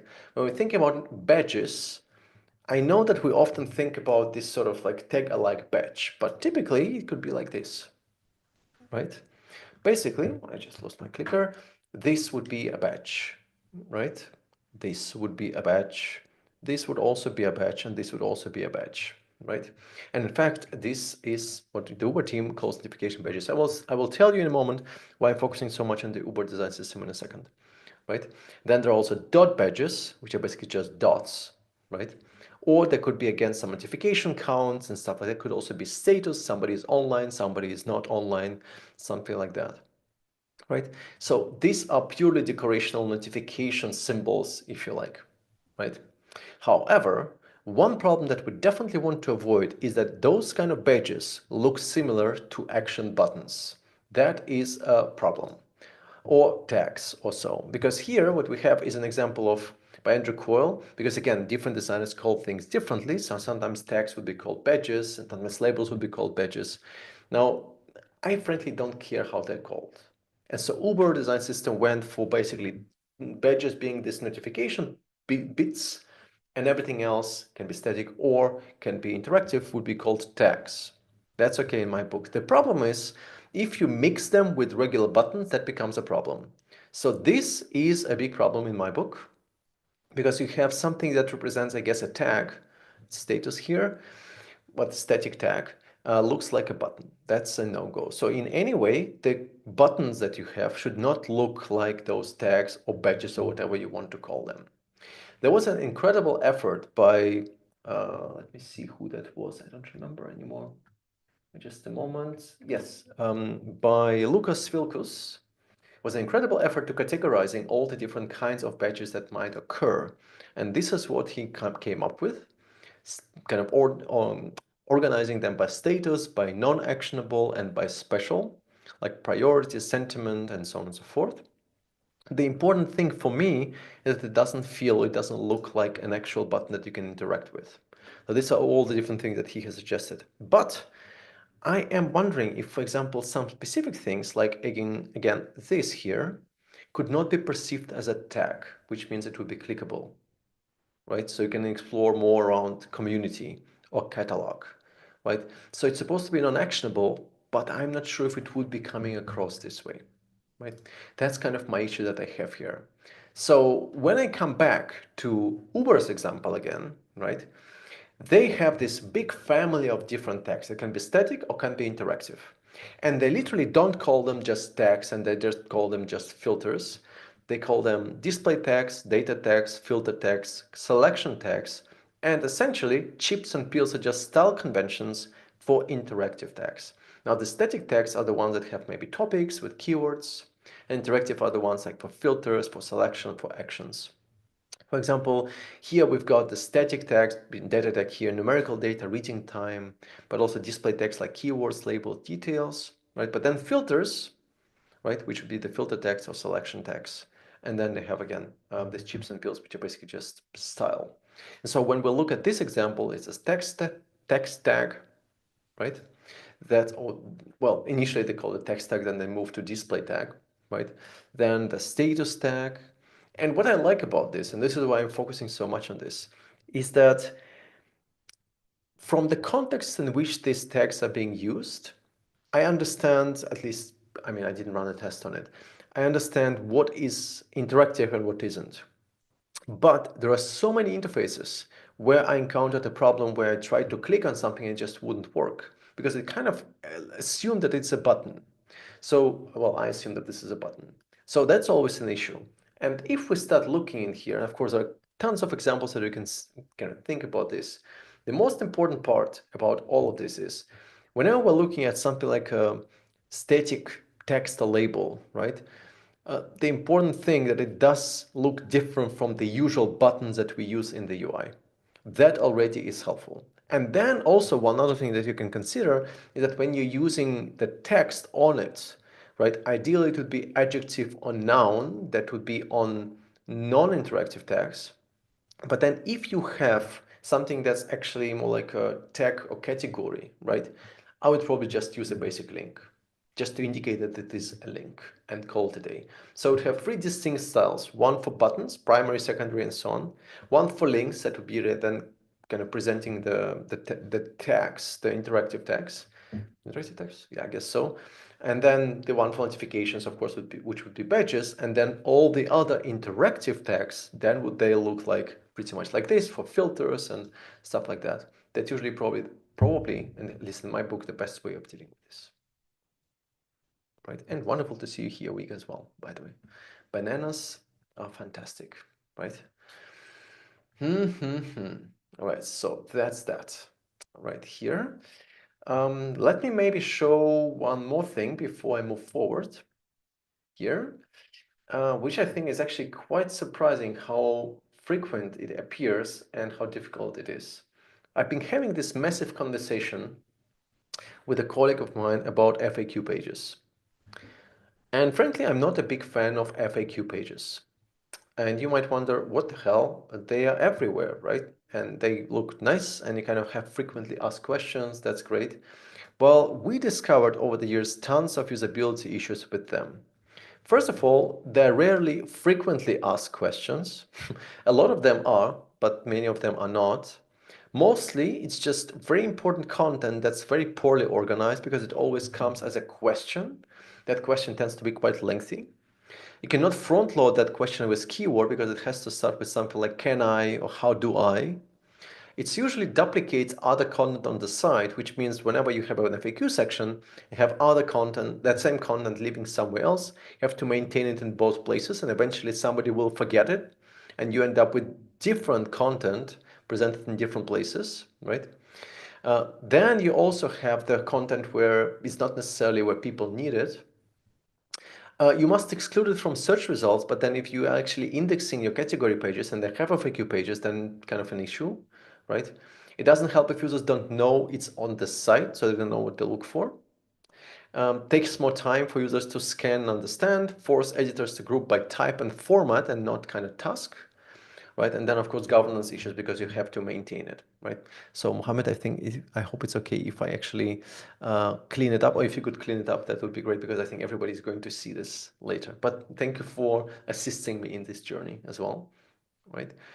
So Wig is wondering, I don't understand why it should be phrased as questions. Why not just have it as themes? Oh, it's okay. If it's just themes or topics, that's perfectly fine. It's just a helper, right? But I believe strongly, and you know, I'm a big believer in this case, that this format, even although it's organized, is not as efficient as something like this. This is just an example of a very simple e-commerce page. And on that e-commerce page, what we did, right, what I ended up doing is basically looking into, can we avoid FAQ pages that is actually below in here? Can we just front load and show all the important things where people expect them right here? And so that's kind of an idea here. So what do people want to know? Well, if they're actually coming to this page and they want to buy this item, well, they probably want to know when they're going to get it. So we can say, okay, delivery, returns, next day collection, order before 2 p.m. and you get it for free. Okay, that's not hidden in FAQ. It's okay, that kind of works. All right. What else do they need to know? Well, they'll probably want to know estimated shipping costs for their location based on the IP where they're coming from. But, you know, VPNs and stuff like that, should people be able to change that? Maybe yes, maybe no, maybe yes. Oh, they'll probably want to communicate why it's there, right? Then we also want to communicate estimated taxes and fees for the same location, but now we don't want to repeat ourselves, so that's probably can be abandoned. Or should we have it? Well, we can abandon it, I guess. Oh, hold on for a moment. Estimated shipping costs. Can we just change that? Just home delivery, 1 to 2 days. Is it good enough? No, 1 to 2 days. Maybe working days? Okay, that's better, right? 1 to working, is that okay? What is working? Is Saturday working days? Should we look it up, enable people to look it up? No, let's just say what's the latest time, what's the latest day when they actually get it, arriving by July 17th. Okay, then maybe we want to enable people to change it, right? And it's kind of how it goes. You basically just change a few things here and there to make sure that all the important information that's typically hidden in an FAQ section is visible right away. And you kind of keep going. Taxes, payment fees, and you would do the same, right? And allowing people to do that and to change it, and then free returns to store, free easy returns to store. 30 days? Why do we need more info then? 30 days. 30 days? 30 days? These are designer's choices, right? So here we go, free easy returns, pay by card or PayPal free. And all this information that normally would be in an FAQ is just there. So just, just go ahead and use it, right? So in many ways, again, when it comes to something important that people want to learn and know, it's probably just easier to just show it. Right? So that's that. Any questions about that, everyone? I'm just jumping all over the place, but I hope that this is helpful for you. Right? Oh, no problem, Yes, Jamil, of very course. helpful. Yes, Mohammed, please. I said yes, it's very helpful. Not Okay, that's great. I'm happy to hear that. Mohammed, you raise your hand. Yes, thank you. So I thought it was really interesting how you were like iterating literally like live. So you had like 20 iterations right there. Yes. So if you do have a product where it's live and like you're taking these decisions, they say it all of the time, move fast, break it, and move fast. But how do you change these little things, especially if it's also like B2B or like it's really hard to hear feedback from the customer? Yes. Like how do you know what is working out and make the decision that, okay, now I have to change this? Because you talked earlier about like, oh, let's measure if we're losing money after making this decision. But if it's like these little things, like what guides you? What is your compass? Yeah, I think for me, the most important thing is what are the things that we know people need to know, right? Obviously, you can run A/B testing, as William is saying, is writing. For me, the critical part is that all the things that actually go into a decision making that are critical for the decision making, I kind of want to front load them. There was a very good question by JK about what about the cognitive load here?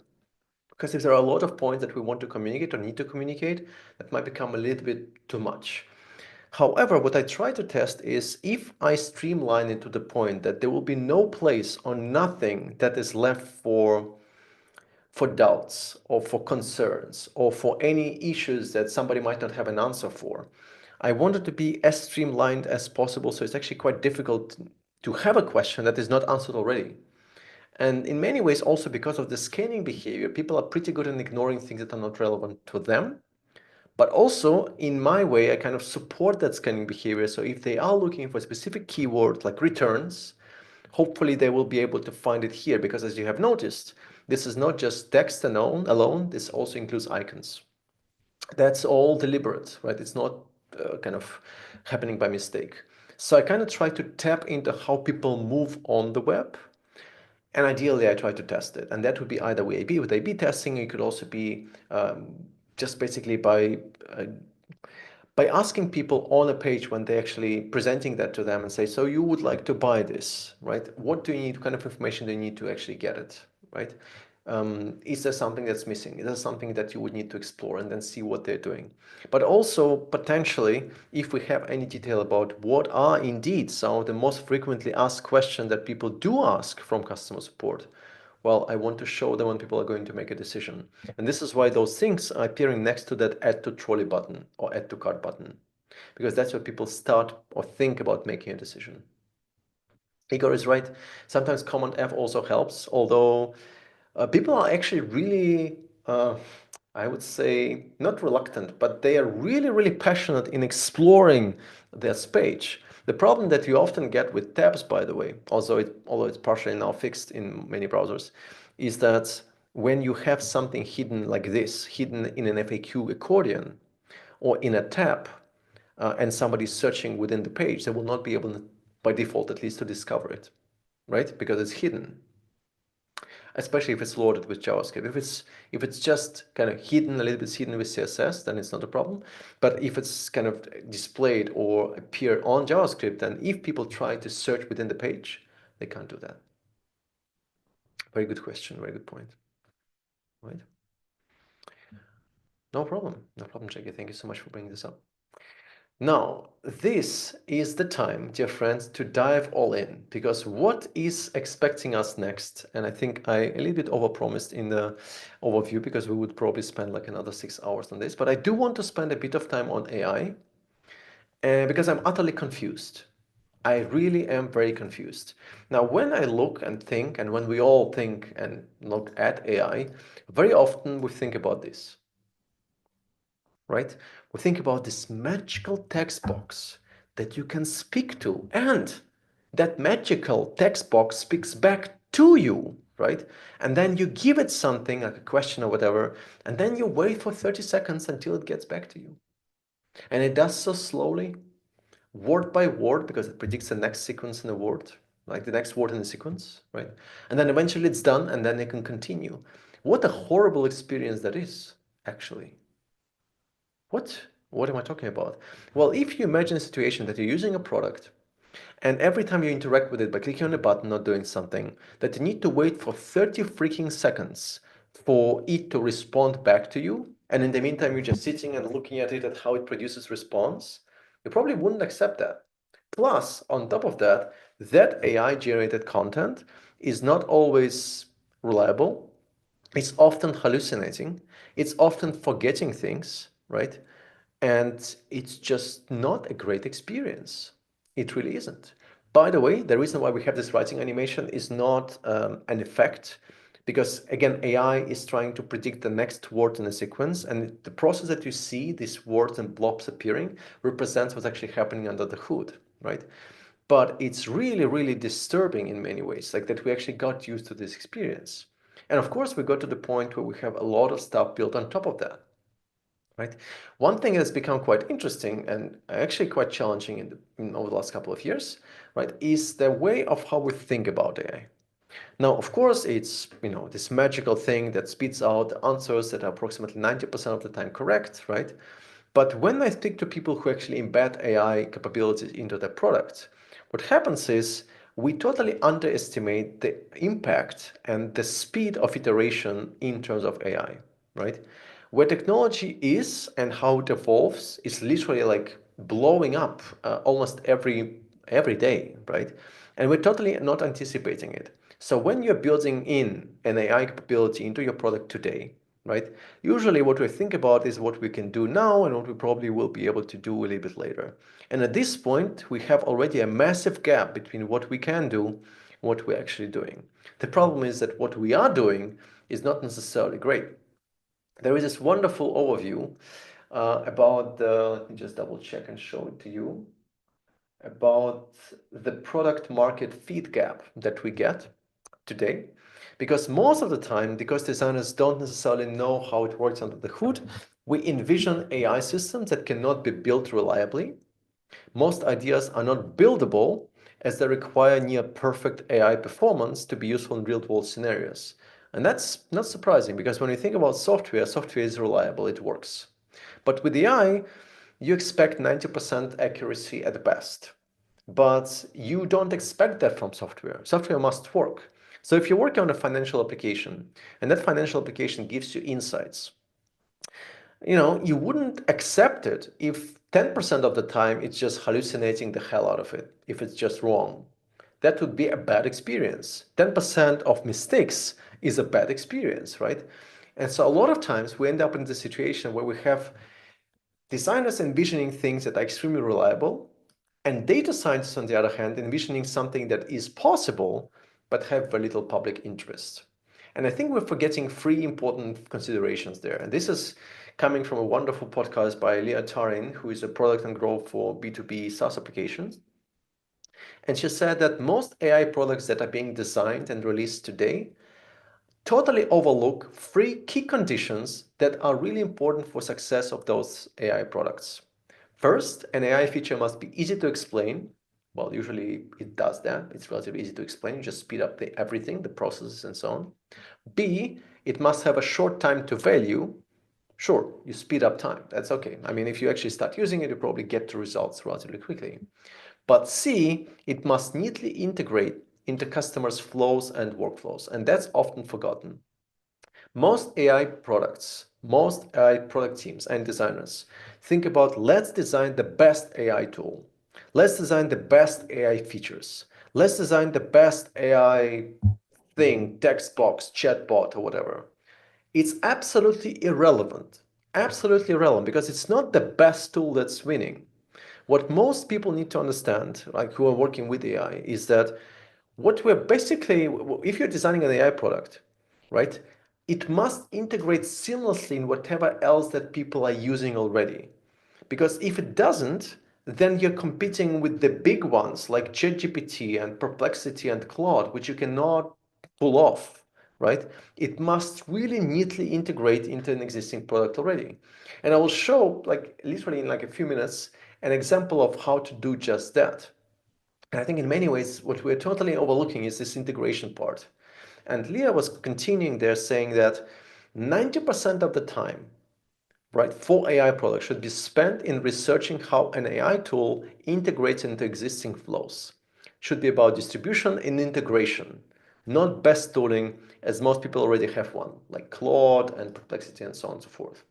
So why am I talking to you about this? Well, because most teams today, when they're considering distribution integrations and research, which is required to understand how it fits in people's regular routine, they speak about end-to-end AI experience. Some of you might have heard about this. We also moved to this world of the agentic era of UX, right, and so on.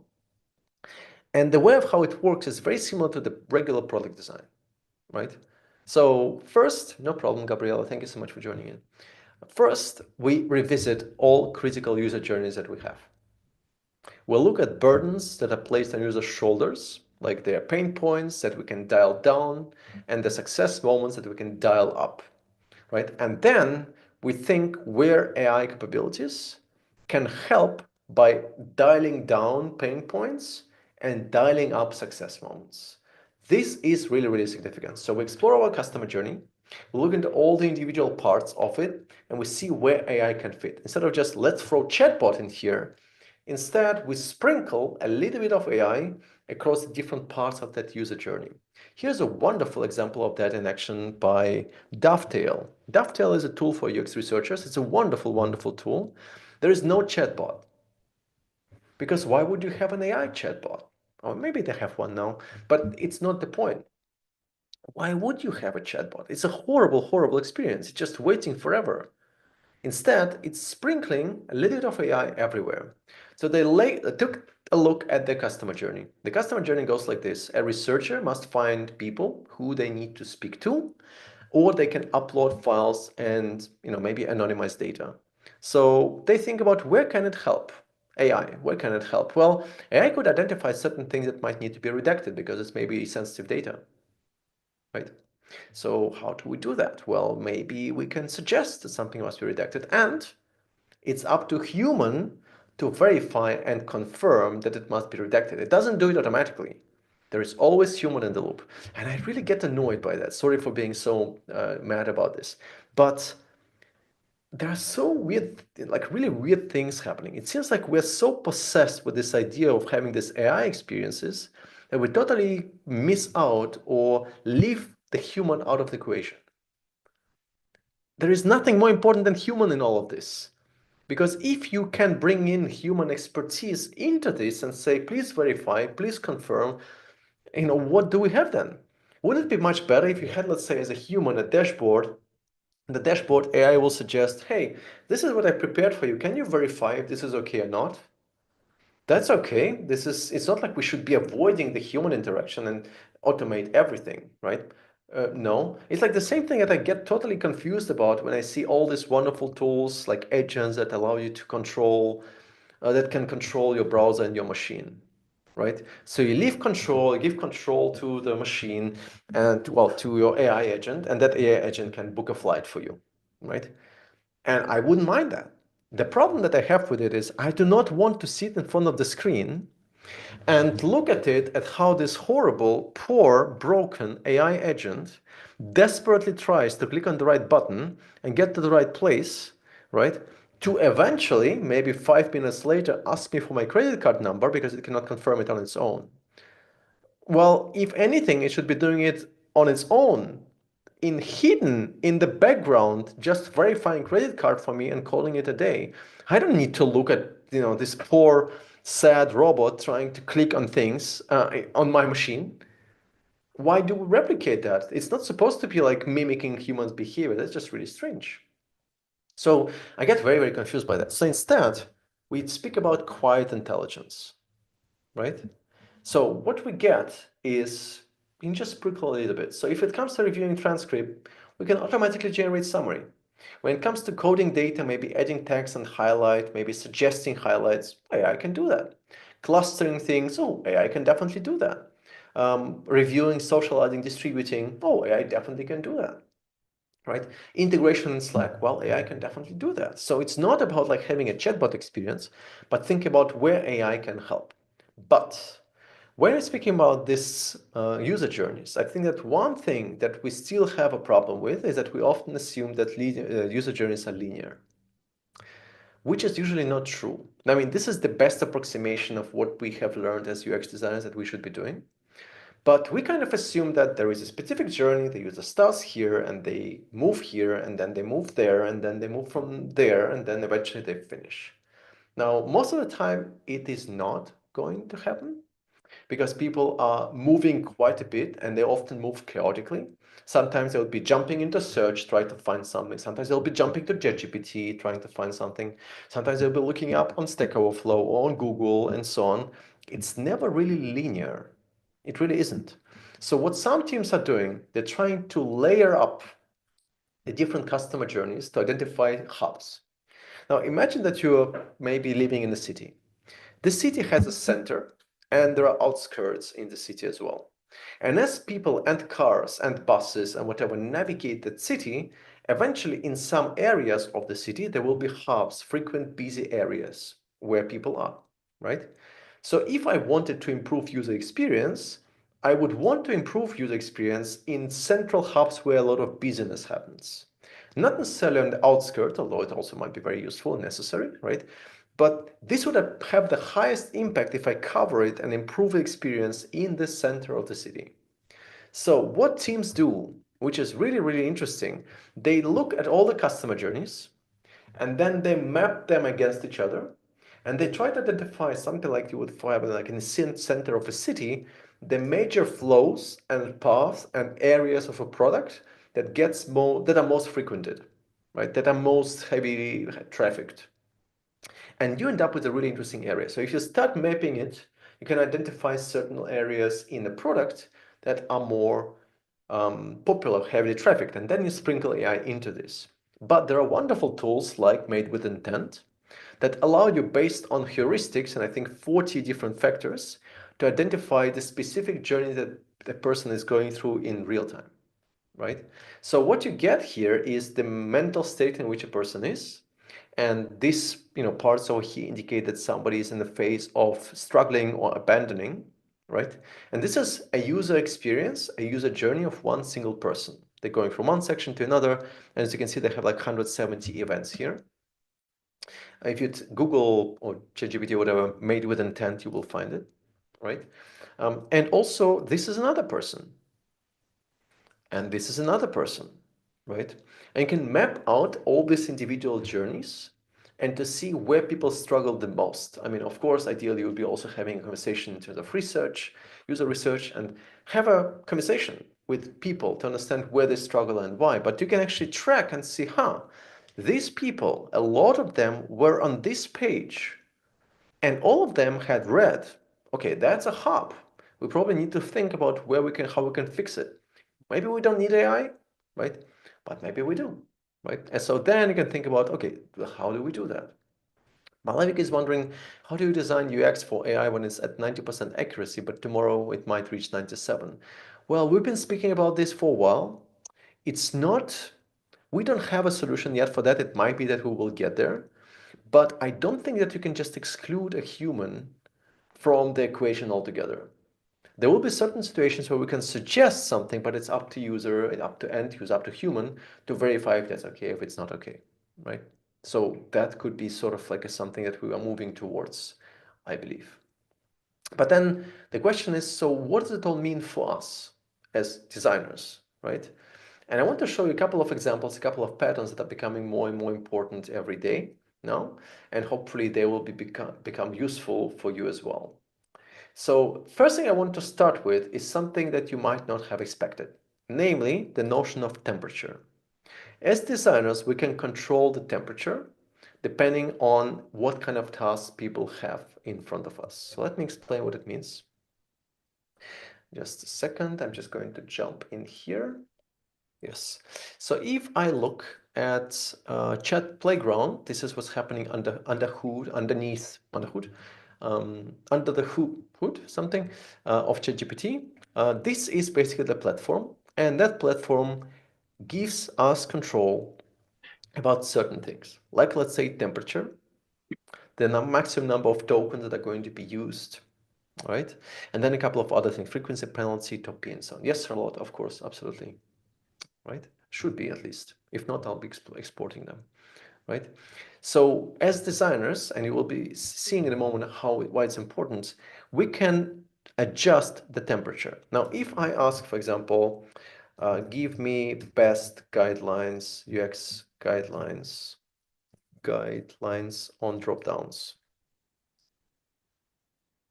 right? So the default temperature is 1, but it can be anything between 0 and 2. Right? And so it just gives me an answer. This is pretty much what we're expecting. We've seen this 1,000 times, right? Nadine will be finished in around 20-25 minutes from now, right? So basically get this, oops, stop, right? But you can also change it.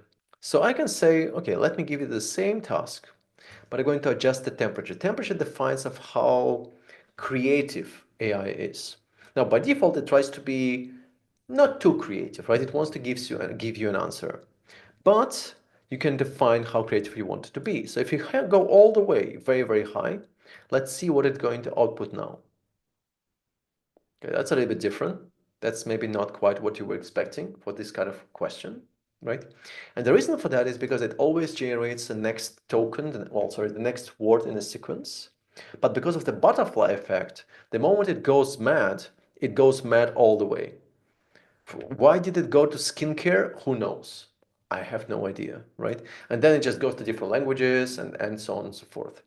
So as designers, and that's important, you can define any temperature depending on the task that you want to give to complete for users.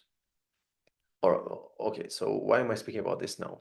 Well, because as designers, we need to think about 3 steps in user experience. The input UX for AI, the output UX of AI, and the refinement journey for users interacting with AI, right? Input UX, output UX, refinement UX. And if we look at all of them, temperature is playing a very, very important role in it, right? Now, over the years, right, we started looking and exploring what kind of providing input even means. And we ended up with defining these prompt guides. There are literally like some big, big, big handbooks about how to talk to AI. It's not enough that we have a text box. We also need to know how to talk to that text box to then wait for its answer for 30 seconds, right? And we usually would kind of almost intuitively follow this pattern. We will say, act as a UX designer, right? I will give you descriptions about the tasks that I have, and you will reply to them. I want to have a table output, and I don't want to have a list output. You could define that as well. How should we start? Well, here is an example that I want you to cover. So what I typically do, right, if I look, let's say, at Perplexity, which is kind of my tool of choice here, I always follow the same pattern. I always say, act as an experienced designer, UX designer. I'll give you a topic, and you'll do research, profound research, and give me 10 key takeaways in a list, bulleted list. Confirm with yes if you understand.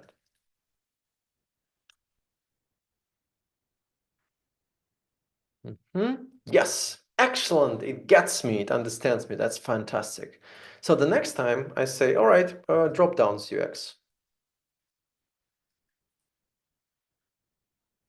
Okay, so it applies that prompt that I have written to that topic or that theme that I'm writing over here. Okay, beautiful. So it goes on and on and on and on, and it gives me this list. Excellent. Now, next time I come in and say, data tables on mobile UX. So I don't write these whole sentences explaining, oh, do this and do that, and I want this and I want that. Instead, I always use prompt presets. Prompt presets is the best thing you can do as a designer to allow people to navigate and move with AI faster without having to repeat themselves, right?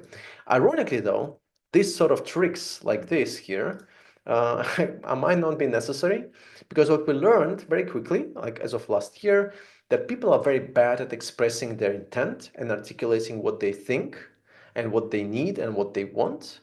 In fact, the best thing you can do is whenever somebody asks a question to ChatGPT or to a Claude or to any AI, right? You need to ensure that that thing that they're asking, right, will be sent to AI to rephrase it to guarantee better results, to then ask itself to provide an answer. So if somebody asks, give me best practices around drop-downs UX, what is working best is if you send that prompt to AI and ask, rephrase that prompt to guarantee or to provide better results to the user. And so it does this little pre-processing step. And then it sends that new prompt to itself, because AI is much better at prompting than humans ever could. So here's like a little research that Dina Genkina has done, published in IA Spectrum. Ask the language model to devise its own optimal prompt. In almost every single case, automatically generated prompt performs way better than the best prompt found through trial and error by humans. So as humans, we have lost everything at this point. We're not very good at articulating our intent. Machines are better. We're not great at finding answers to things. Machines are better. So in many ways, we're kind of done. But there are a few bits that we can do. And one thing that I really want to highlight here is that what we need to do, and this is something that we can do best as designers, is introduce this notion of quiet intelligence, no sparkles. Instead, we just help people at places where they need it. For example, if you download a file, AI could recognize what the file is all about and rename it from the random file name into something that would be more applicable. Gmail does that. If you look at Google Forms, whenever you're typing a question, it actually tries to study that question and give you a suggestion about what kind of output would be helpful, right? So it suggests this linear scale right here. Here we go. That's great.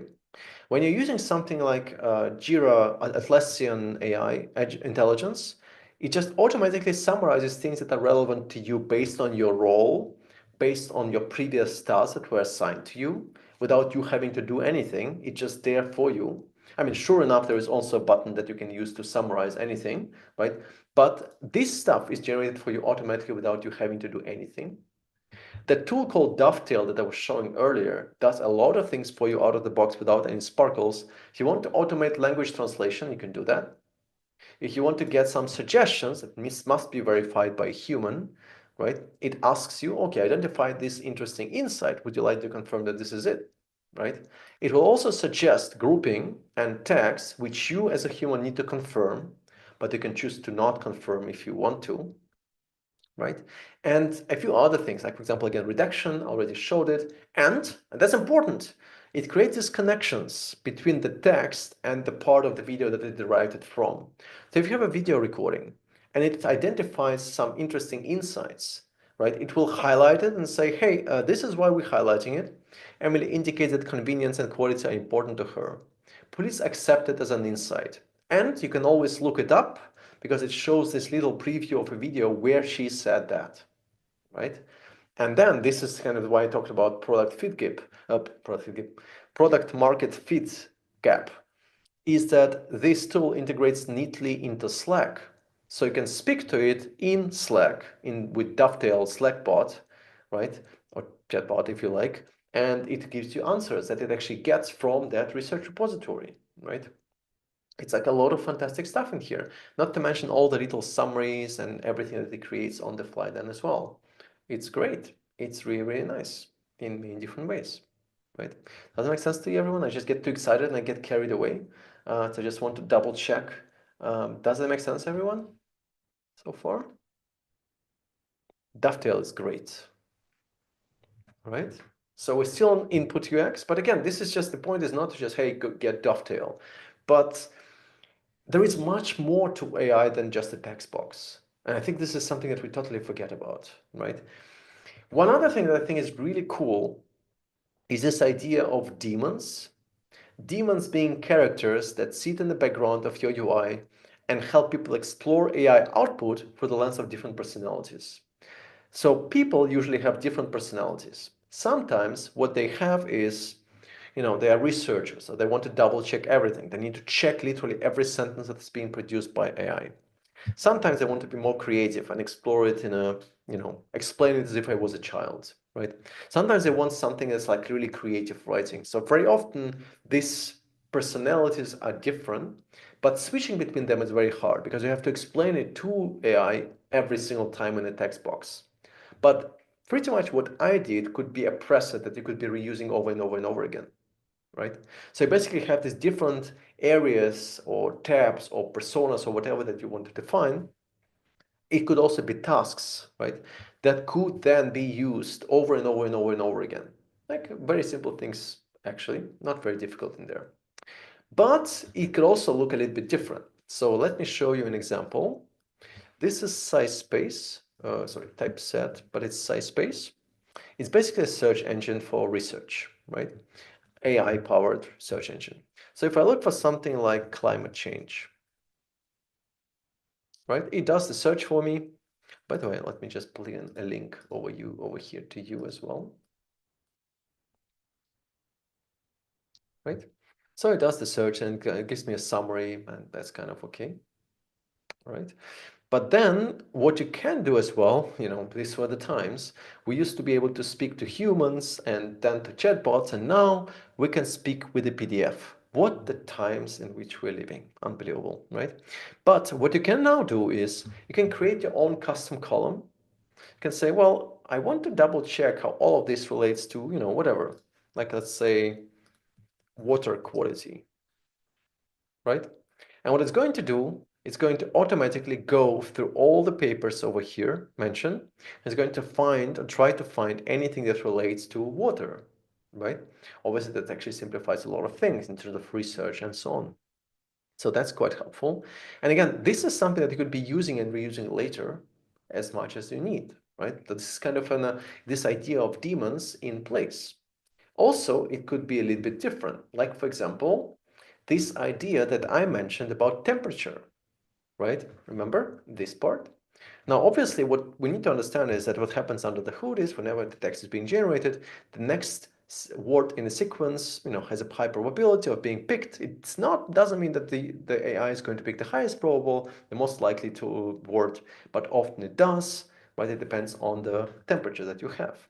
So what you would do then as a designer, right? You would basically helping people navigate it without showing them temperature or prompts. How do we do that? Well, this is Midjourney. And in Midjourney, you can adjust what you see here with prompt presets. So you can say very subtle or strong, upscale, subtle, or become creative. And that changes the temperature. And under the hood, what you get behind every button is basically another prompt, right? That says, I want it to be like this, but it's actually a pretty lengthy prompt that's being fed into AI to actually improve things, right? Based on users' preferences, right? So, and based on the temperature then as well. By the way, just in case you're interested, there are different use cases where you might need slightly different temperature and .p values. I'm not going to go into it in detail, but typically you will find like 1 being the average, right? And sometimes if you want to be very specific, then you want to lower the temperature. Want to be more creative, you increase the temperature, right? Here. Malavika is wondering, any examples where you're giving instructions or context but without text? Even with Midjourney, you're still pressing text-based instructions. Yes, there are a couple of things that I want to show. Some of them that are, but I'll get to that in just a moment. indeed, this is quite significant. What I think is also, just to kind of finish this thought about the input UX, what has really been shifting, and I think that this is something that we need to pay more attention to, is that at this point today, we see more and more AI actually proactively asking questions to define and get more context, right? It looks like this. This is an example from Perplexity. If I ask it what is the best tool to use to do my taxes, it will ask me, oh, hold on for a moment, what type of taxes are you filing? Is the personal income tax, is it the small business tax, is it the corporate tax? You can also specify it over here. Or you can also just skip questions and read the answer right away. So it actually asks me proactively because it doesn't want to give me a generic response. If I ask it, what are the common UI, UX patterns, heuristics designers should be thinking about when working with AI products? It will ask me, what type of AI products are you interested in? Like chatbots or recommendation systems or voice assistant, image recognition, or anything else. It actually asks you directly, right? Which I think in many ways actually really remarkable, right? And if you keep going, like if I can ask that, what else could we do? So I want to give you an example of product that actually really minimizes the typing altogether. And that's pretty impressive to see. So let me, hold on for a moment. I'm just going to close this and show it here, because I think I'm hiding it away. Here we go. And I'm going to turn off the audio. So this is just one of the many image editing tools, right? And it's called Dream Machine here, right? And you basically, you do have a first initial text box. And then, and that's pretty cool, you're operating on the level of the input, direct input. So you click on an area that you want to change, and it actually suggests options for you. You don't have to type anymore.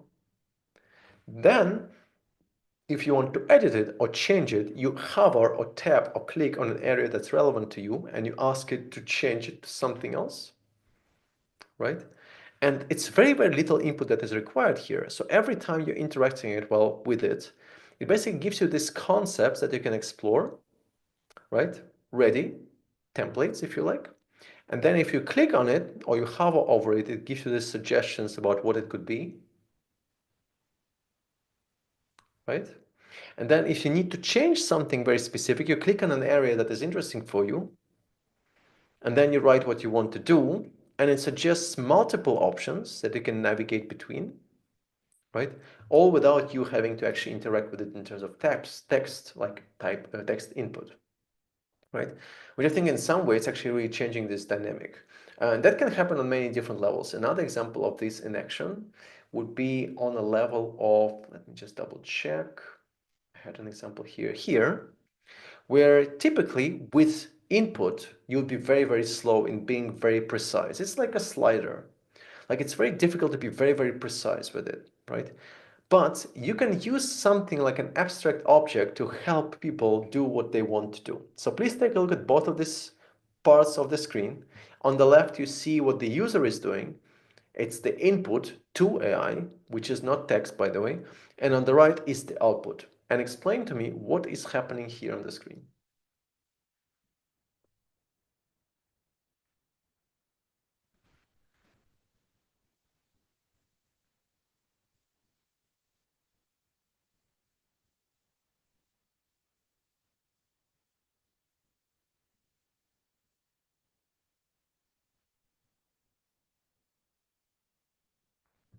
Right, one more time.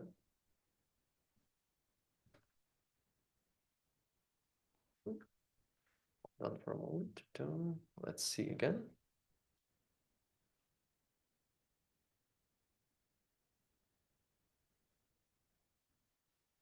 Yes, Jackie is writing the user is directing the image changes by moving the shapes, by mapping the shapes to openings, as Charlotte is writing, and wonderful to see you here, Charlotte, by the way, as well, right? Just imagine how painful it would be to do the same with the text box alone, right? It would probably take like minutes to get it accurate, right? And this, I believe, is Krea.ai, and this is just so much more powerful. It's just so much more powerful. And in some ways, you actually see this happening all over the place, right? You also see, for example, sometimes you can actually select a portion of the screen and change it, right? So you interact directly on that output of AI, right? Sometimes it's directly in code, so you're selecting a line in text and then you have a conversation about that specifically. Sometimes you're selecting a portion of an audio and you act and interact directly on the audio, right? Basically like the context menu. It's like regular software which does not have a text box, which I believe is actually a really, really big move forward. And it kind of keeps going because if you look at something like, I don't know, Gemini does it out of the box as well. So if I ask now, how do windmills work, right? A very simple question. I get the answer. It's much faster. It has become much, much, much faster over the years, right? So that's pretty cool, right? And then I can say, you know what? I don't understand it. Can you, I don't know, can you make it longer? So it's going to recreate it. It happens on the level of the output directly. It's not like you have to copy paste it all in the text box and then say, I want that just longer, right? Or you can say, you know what? I don't know. I don't understand it. Visualize it. Explain as if I was a student learning it. So it's going to look and try to explain it to me in a way that I would understand with a metaphor and so on. And every now and again, it will also create an image that would explain it to me, right? So that's actually pretty neat to see. So this is again happening directly on the level of the output, which I think is actually brilliant. We should see more of that, right? And also, again, finally, just to wrap it up, because we have the input, we have the output interaction and stuff like that. The one missing bit that we also need to consider is that very often we've been thinking that we need AI to be fast, right? So we're giving it a question and then it thinks for a while and then it gets back to us within 5 seconds. Now these things have changed because the agents came in. I don't know if you already had a chance to play with Gemini Advanced, with Deep Research or OpenAI Deep Research. Sometimes they will take 10 to 30 minutes, not seconds, 10 to 30 minutes to get me an answer to my question, right? So they would go through hundreds or even thousands of websites and papers and whatever, of course, only publicly available. That's kind of a big of a downside of it, right? Where they will prepare a 30 pages long document, right? That would give me an insight on whatever topic I'm looking for. So we kind of seem to be really moving in between these two different directions. Thinking fast, AI thinks fast, and AI thinking slow, right? And typically the way we would do this is we think fast for very narrow, very specific and well-defined problems. We think slow for very broad and very poorly defined tasks. And this again brings us to the notion of this sort of AI agents that we kind of ended up with, right? But overall, if I look at, again, this overall experience, for me, it's all looking like we are moving in a particular direction with AI, and it really looks more like traditional software than it looks like a text box. And I'm really hopeful that we will not see text box that much anymore, right? What I want to maybe leave you with here as well, like when we're speaking about AI, is, where was this example here? Just a second, let me see if I can find it. No, I don't have this one over here. Oh yeah, but well, basically just, I just wanted to mention that despite the fact that when we look at AI, it most of the time will look like this, and there will be all these words and everything happening, I think there are a few tools that really help us to get to a better place when it comes to AI. And one of them is Shape of AI by Emily Campbell. She's been putting together a lot, and I mean a lot of different interaction design patterns. Let me just send you a link to it. Shapeof.ai is fantastic. It's incredible. It also has a lot of examples of AI products out there and everything. It's really, really nice. And the other one is designed by If, which is called Design Patterns for Building Trust, which is very much necessary and of course applies to AI as well. So I'm going to bring in a link over here as well, which is really, really fantastic, right? So I highly encourage you to actually look at it as well, right? So the final word to say about AI is that at this point, we're looking at 90% accuracy at best. And so the framework that I'm using to identify what we can do with AI is this one. It's actually AI design kit.github.io. Yes, I put together all these resources week in here. So you will find them here already. So shape of AI is here and design patterns and so on. And this is sort of like a nice little workshop kit that gives you a good overview of what we expect AI to be reasonably good at today. It's good at estimation, forecasting, comparing, detecting outliers, identifying, discovering, generating, and acting. And usually the way of how it would work is I also have tons of examples over here of what an AI tool can do, right? Kind of to inspire people, I guess. But what I find quite useful is that when we think about prioritizations, and we think about what features, AI capabilities do we need to bring in, right? What you will find is that most of the time we need to be mapping these AI capabilities against these metrics. Because if you are expecting an excellent, like almost 100% performance of an AI feature, it's not going to work. But if you're expecting a moderate performance, like 60, 70%, doesn't matter if it's an expert software or customer-facing software, like for public use, it will be probably quite useful. So most AI features would work best if they're in this area, and they will fail massively if they move closer to this area, right? This is probably the most important thing that I kind of could take away from this. And that's something you have to prioritize together with your data engineers, right? So there is that. Whew, all right. And just to finish up, because I know that I'm already running late, and so then I can jump into all kind of questions that you have. Just to finish this off, I think I want to, because we need a nice ending here as well. Let's see. Here we go. Just please bear with me just a second. Yes, here we go. I think I've been tracking and looking at what's been happening in terms of like frustrations and not with people for a while. And it's always the same story because, again, the problems are always emerging, but the things that people like and appreciate are always the same. They have always been the same. People want a calm, fast, and accessible experience. They want a large, legible text. They want large checkboxes that are easy to click on and radio buttons as well. They want input boxes that look like input boxes. They want to have clear focus and active state, so it's very clear where you actually are on the page. They want to have simple password requirements, large savable areas, helpful error messages. They don't want to lose their input if the page is refreshing or there is an error message appearing. They want drop-down opening on tap and click so they can control over it. They want to have easy undos, edits, and cancellations. They want to be able to pause auto-rotating carousels.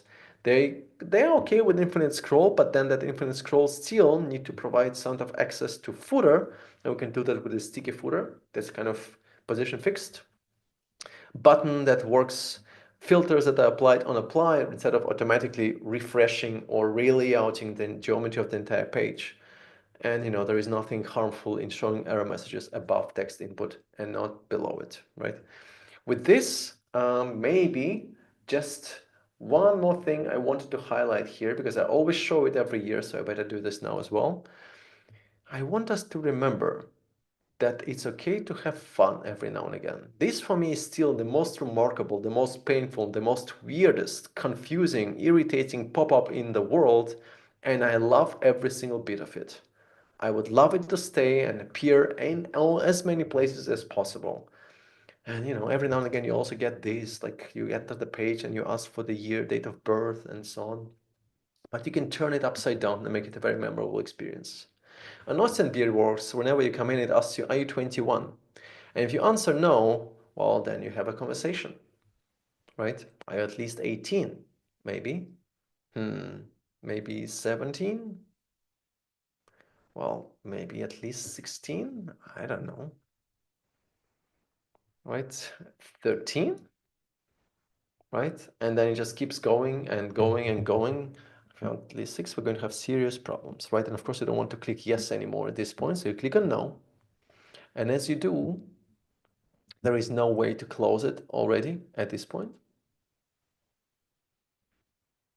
right? And then you get this. I'll get to your question just in a moment, Olga. Sorry about that. And then you also get this, for example, like remember this little wonderful title selector. What is more boring in the entire world than the title selector? You can make it exciting. On Borden, you have a lot of options to choose from. I think you have 70 options at this point that you can choose from. So you can be the princess or field marshal lord. And then if the item is going to be shipped to you or delivered to you, you'll actually say that. That's great. And this is fun. I mean, look at this guy, right? Oh, this is so nice and so friendly. It's always very respectful, and you just want to make it more exciting and more wonderful and just let people wait every now and again.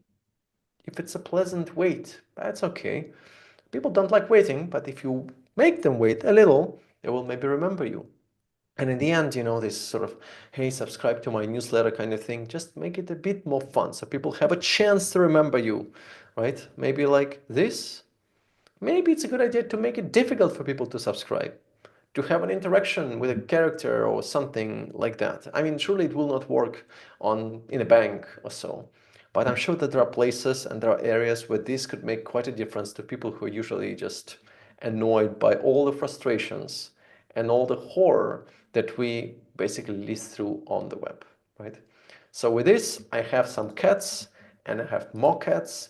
And Meow, and thank you so much for being here and staying all this time. I don't know how many of us are still here, like 400, 500. Just a quick reminder, just in case.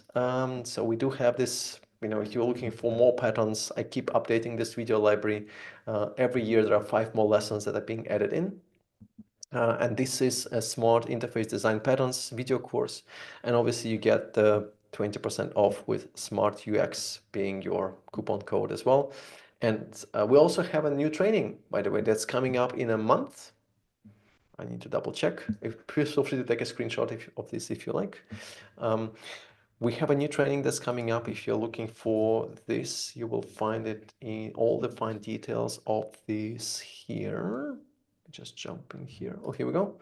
This is basically like a 4 weeks training where we go from 4 real life examples, and they are challenging to say the least, but also fun. And that coupon code, however, applies only if you get it from here. So if you want to, please get it then from here. I'm looking forward to seeing you all there. And beyond that, thank you so much for joining, everyone. And I'm very excited to see you again soon. I'm going to spend the next 10-15 minutes just basically going through the questions that you have. And I think that Olga had a question that I want to address as well. Oh, that's, by the way, another course. Just wanted to mention as well, just so you have that. Oh, wonderful to have Jean here. Good old people. Well, just we haven't seen each other for like, what, a month, right? But I think first I'm just going to answer Olga's question. Olga was wondering, Olga, I'm just trying to find, damn it, there are so many messages. I'm just trying to find the question that you asked. I think you asked about why is AI so fragile? Why do we have 90% accuracy? I asked about, I asked about why, when we expect high performance from AI, it will fail. If you could explain a bit more, that would be great. Thank you. So typically what we haven't figured out yet in the AI community is how to reduce hallucinations.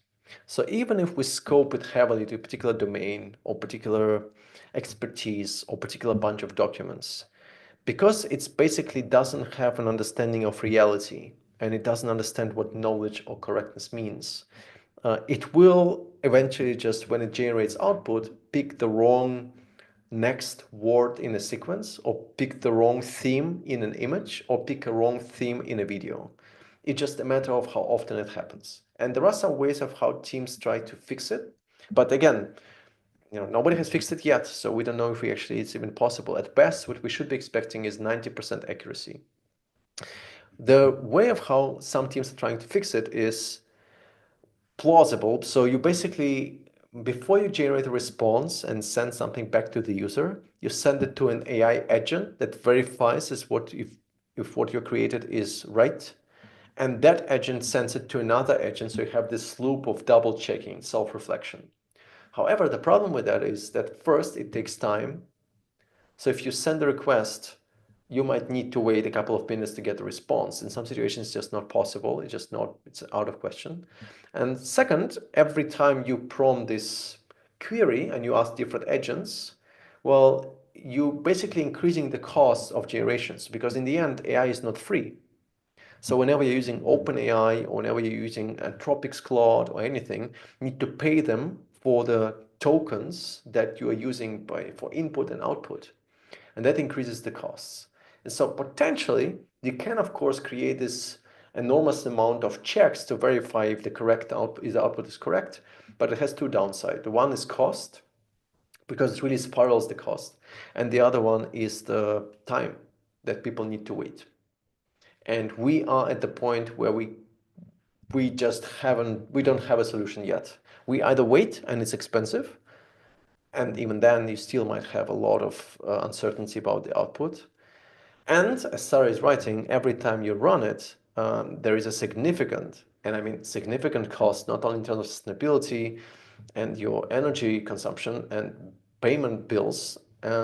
It just very often the results that you're going to get are still fallible. They will not necessarily be accurate. Definitely not 100% of the time. Maybe the closest we could get to is 95%, but even that leaves 5% broken. Right. Thank you so much. Of course. Eugene, please. Yeah. Hello, Tade. Thank you for the fantastic presentation. Yeah, it's impressive that we're over 700 participants in this webinar. Yes. Yeah, which speaks to the relevance of your insights. And I want to revisit the topic of cookies that we touched upon earlier. And yes, we know cookie models have flooded the web, often implemented poorly and creating accessibility issues. And besides, companies are finding new data collection methods, like often bypassing traditional cookies. And yeah, that questions that how do you see the future of user consent and data collection evolving in web design, and what new design patterns or technologies might replace cookie models and better to balance privacy, compliance, and business needs? Oh, that's a good question, Eugene. Thank you so much. I think so. So there are different attempts to address that. One of them is that there is quite a lot of certainty among lawmakers within Europe, which is where they understand that what we have right now is not the greatest. The attempt that was running for a while, I think it was like 2-3 years ago, I think it was maybe just right after COVID. The idea was that the settings for cookies should be set once in the user's browser, and then the websites just have to respect it. You can imagine that a lot of lobbyists were against it, because that would basically just break the entire advertising model. And so we never made it. It never happened, right? There is, I think, still a way to, what was that? There is a flag, or there is a feature that the user can set in terms of cookies, but then it's not really respected by anyone. Do not track, exactly. Thank you so much, Mark. The do not track is possible, but it's not really respected by anyone. So that's kind of an issue. So the hope is, of course, that eventually it will change. But I think, if I'm being honest, my feeling tells me is that it's more likely that we will get, tools like ad blockers and cookie blockers and widget blockers and anything at some point AI powered, so good that they will be just blocking everything. Not only the actual cookies, right, but also which you might need for login and stuff like that. But definitely all the marketing cookies, and maybe even, because there are some tools for that, cookie pop-ups, because they feel just obtrusive and unnecessary not to most, but to some people it's just absolutely unnecessary. But frankly, I don't see them going away as of now, but it might be just that the tooling will be a little bit different of how we will be kind of going for it, But a very good question. Yep. Thank you. Sure. Krishna, I'm going to give you a link right here. And coupon code is SmartUX. Mohammed, please. Thank you. I wanted to kind of touch on the really interesting graph that you showed earlier, where it kind of makes more mistakes as it handles more complex or requires more expertise. So while we're designing these products that are trying to solve some really complex problems, and obviously we do want to sell the product and solve people's problems while keeping their trust. So how do we balance the user's expectations that, hey, like this could have a mistake, while at the same time keeping their trust? Yes. Well, the thing is, this is kind of another hit on the wall that we actually haven't figured out yet, because AI doesn't know that it doesn't know things. That's kind of an issue. It doesn't have this understanding of reality that we do, right? So the best thing that we so far have figured out what to do is we're going to suggest things, and then it's up to the humans to accept it, to verify it, to review it or not. Like, for example, if you think about the financial application, the worst thing you can do is to say, well, you need to buy these stocks because it will increase in value in 2 days. That's an insight, AI insights, right? And somebody acts on it, and then maybe they lose a lot of money. That is unacceptable, right? So what many companies of that kind then decided to do instead of giving kind of direct recommendations about what to do, they basically try to relax it a little bit and say, well, maybe you could explore this area. There seems to be a lot of stuff happening now, but they don't give you recommendations, invest into this stock, because it's just not plausible enough. So they kind of try to reduce this level of precision from all the way to that's okay, that's accurate, to something like, hey, explore it, right? Do you know what I mean? So not going into all the way into do that, but instead trying to relax it. The same goes also for medical applications in healthcare. You find AI being very heavily used. In fact, you will find kind of AI being quite heavily used in enterprise, kind of slowly moving in there, but also in areas which require extreme expertise. And the reason why and how it can help is by, again, finding some patterns, because we shouldn't be forgetting that, again, AI is like accurate 90% of the time, maybe, although it depends when. There was a study from BBC, by the way. Here we go, this one, which was quite sad, actually, where they studied the representation, right, of BBC News in AI assistants. And what they found out that the accurate answers to questions about the articles published on BBC, right, related to it was around 50%, right, which is like really bad. I mean, that's really very strange. So they would basically say that the summary that AI was providing was factually inaccurate in 51% of the time, right, or having significant issues from some form. So if people rely on it, that's a real problem, right? And so the best thing you can do is to say, hey, this is what we've discovered. These are the sources, and sources are important. Verify it and whatever, but this is what we have. This is pretty much the best of what we have encountered so far. But if you do want to go an extra mile, what you can do is say, okay, I get the output from one AI, I'm going to send it to another AI to verify if this is okay or not. And that's going to send it to a third AI. And then you have basically 3 different AIs that will basically check each other. And in the end, after the third run, you give it back to the original AI, the kind of the newer version, and ask it to double check it again. But in the end, you ask one question, you run 4 queries to 4 different models to find an answer, and then you need to synthesize it. That's incredibly wasteful, but this is a way to increase accuracy without, sacrificing, like, you kind of sacrifice a lot of stuff. First of all, it takes time, and second of all, it's just wasteful. So that's the best we have developed or we have encountered so far. Right, sure thing. Awesome, thank you. Of course. So I'm going to just jump into some of the questions at least, because I haven't jumped into them at all. Right, I think I'll do just a moment. I'm just going to go through a few here. Would love to know the dollar amount of money lost to bad error. I don't think I can share that, I'm afraid. Right?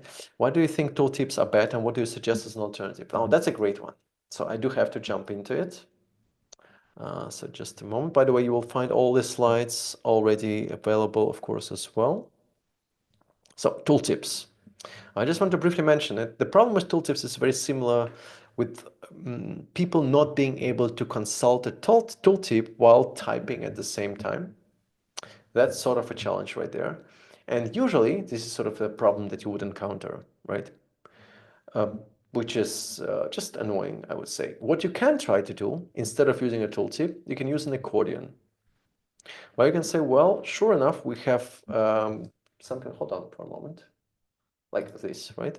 We have a password, and then maybe you could provide an accordion in here, so that when open, will be providing you with an option to, at the same time, read the label, read the hint, type in the text, read the error message, and also explore that button if you need it, right? So if you can, you could do maybe something like this instead of a tooltip.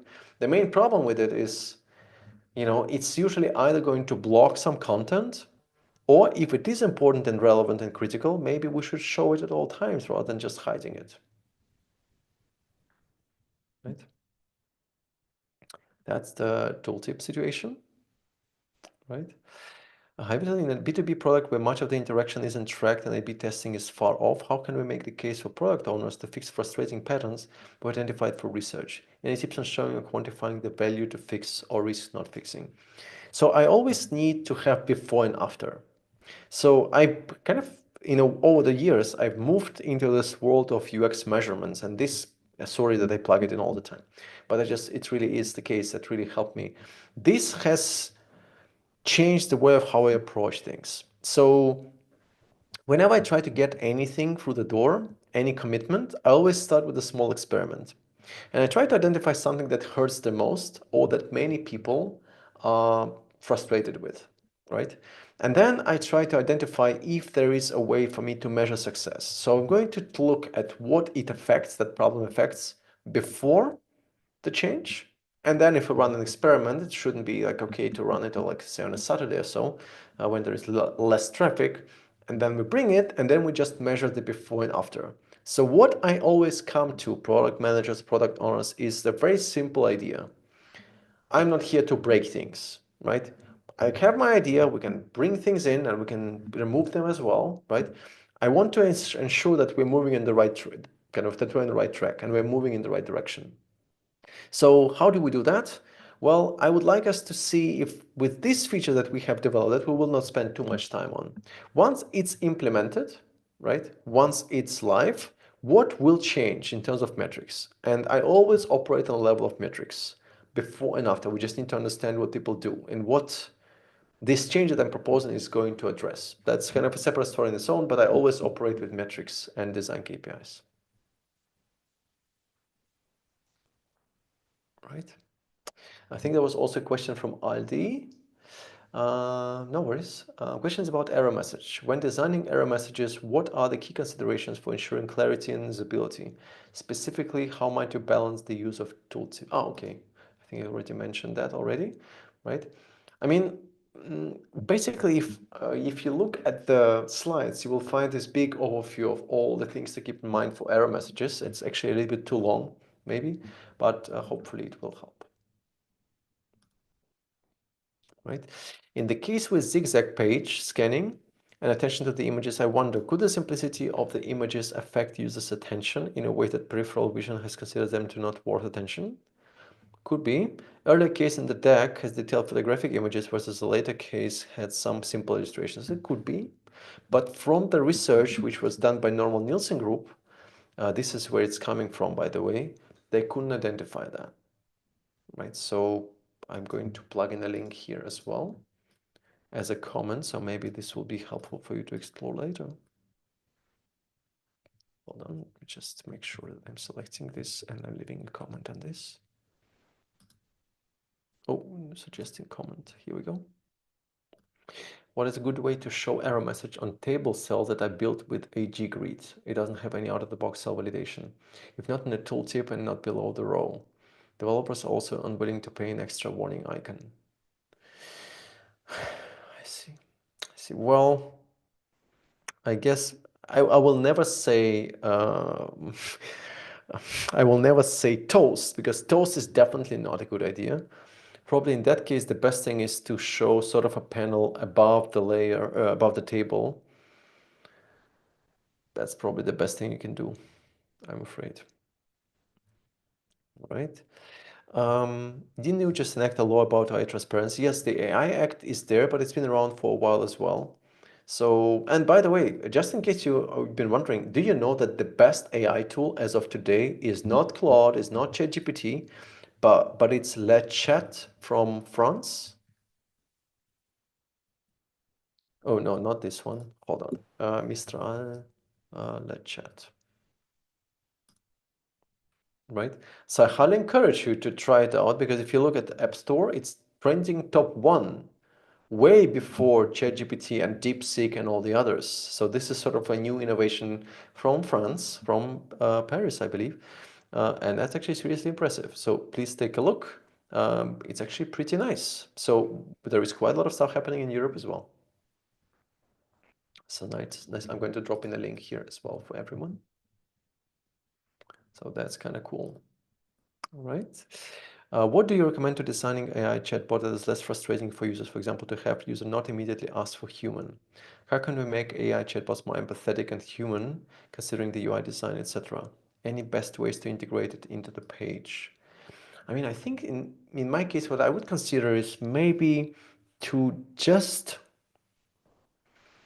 I mean, so if you have an interaction, like a direct interaction where somebody has to ask a question and then you providing an answer to that, that's one thing. But I think in many places it's a little bit different because as people are using a product, they might need to have specific AI generated insights throughout their journey. So if they're interacting with a dashboard, give them insights that they can act on. That's okay. I mean, Shopify has been doing it now for like 3 years actually. Where if you have a Shopify dashboard that will give you some pointers about, oh, this is interesting, this has changed, or this has evolved, that's an insight. So that's that. Sprinkle it while people do the work. That would be one thing. If you do need a chatbot though, I would say the best thing is to maybe plug it in not as a, hey, here's a Sparkle, talk to me, but I assume that people will need some assistance in some places where they do something still. So like booking.com, for example, when you're searching for, like this is a new AI feature that they introduced. Whenever you're searching for a hotel, it might be a good idea, let's say, when you're typing in a city or so, to ask a few questions, right?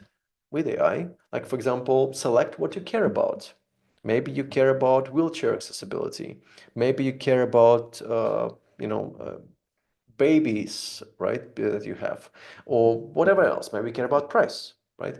So you can kind of suggest it, and then it studies what is mentioned in reviews across different languages and what is mentioned in reviews on the web, from what I understanding is as well, and gives you a summary. That's great, but you don't have like an assistant. You basically have your search function, and then AI integrates into that, which is fine. Do you have any examples of AI in healthcare in the B2B context?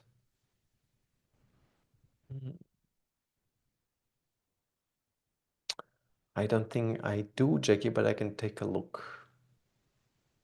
I think. Right. I don't think I have. Do you have any, sorry about that. Do you have any specific design guides for AI in search? Is Eurolex looking into any design models? Not quite, I would say at this point, but there are some implementations already, by the way. So there are a few things that are changing slowly, but we'll see how far we'll get. I would say that for me, the most useful guideline, I think I wrote about this, AI toolkits. So every now and again, my friends, I write things on LinkedIn. Oh yeah, this one. And so this is sort of a collection that I found of different patterns and toolkits that might be helpful. The one from IBM is pretty good. The one on People in the AI guidebook is also very good. So we can actually look into this, but then there are also some other toolkits that you might find useful. Right. Kind of challenging you here, designer. What if the team says we have no metrics in our B2B applications? How do we approach measuring impact there? I mean, the question is, can you not measure anything? or do you not measure anything yet? Because I would say in my experience, what I tend to do in B2B settings is I frame usability or measuring usability as a part of software quality. Many companies are very much obsessed with something like, I think, SIGRID testing. Yes. Like, for example, SIGRID is one example where companies that deliver B2B products, they must be accessible, they must be, have good performance, they must be resilient, they must be secure and all of that. And this tool, SIGRID, for example, is a benchmark for that. And it's actually used quite a lot, and every other software that is operating on a global scale might have something like SIGRID score to advocate and show that they're performing really well, right? And in some ways, of course, when we look at all the things that we have here, it covers, how good the code is written in terms of security, reliability, and so on and so forth. That's all fine. But then what I come with is say, well, we want to be the leader in quality, software quality. But what we haven't measured is how effective it is in terms of usability or accessibility. Let's do that. And then we have a conversation about how exactly we're going to do that. And it's not like we need a lot of different metrics. I mean, I would say there are always two that I try to figure out and how we can implement. That would be, let's identify what are the critical journeys that people take, the critical tasks that people do. And then let's help people do that faster and more accurately. So let's explore accuracy score. And also let's explore drop-off rate. And let's explore if it's an internal tool. And let's explore how long does it take for people to actually complete the task, right? And so you can start with these 2 or 3 metrics and you can move from there. Most accurate AI tool to digest or summarize user interviews? Frankly, I think more or less, because there is a very limited amount of AI large language models, they are all more or less the same. I wouldn't say that one is definitely better than the other. I would say that, Dovetail is great. I cannot complain about Dovetail for sure. Right? Let me just double check the second document. Okay, so questions have moved, I guess, to the first one. Let me just double check. All right, excellent. Okay, well, look at us, 3 hours. Not bad at all. Right? Accordion brings another problem. Yes, Rudolf, you're totally right. When it comes to tooltips, it does shift, but I'm not sure if it's a big problem. I mean, it does shift, but it's happening on users' interaction. They kind of want to expand, right? It can, of course, be an overlay, but I would actually stay away from it. It does shift, yes, but then I'm not sure if this is a big problem, really. I mean, it depends on how much text you have there, of course.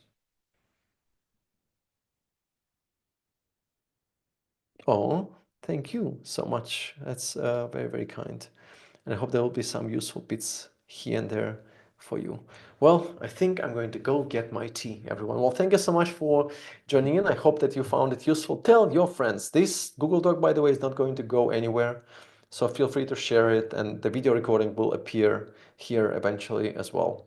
Probably just a matter of, I don't know, hours or days, not too much. And of course, you'll get notification by email as well. Oh, Amber, you have a question, please. Hi, yes, sorry. Thank you so much for sharing all this information. I think I got your first product for the smart interface, and I'm wondering, is there a way we can pay the differences to get your second course for the Impact UX? Of course, if you could drop me a message, Amber, I'm going to drop in my email over here. So just send me a very quick message, quick email, and I'll reply back to you right away. Okay, appreciate it. Thank you so much. Of course. All right. Excellent. Well, thank you so much for joining, everyone, and I'm looking forward to see you next time. We'll probably have another one in September. I don't know about what yet, but I'm sure we'll figure it out. I mean, probably looking at how things are moving and evolving, maybe it will be AI. We'll see about that. Well, thank you so much, everyone. Have a wonderful rest of the day, and see you soon. Thank you. Bye, everyone. Thanks so much. Thank you. Thank you so much, everyone. Thanks a lot. Thank you. Have a good day. Thank you. Bye-bye.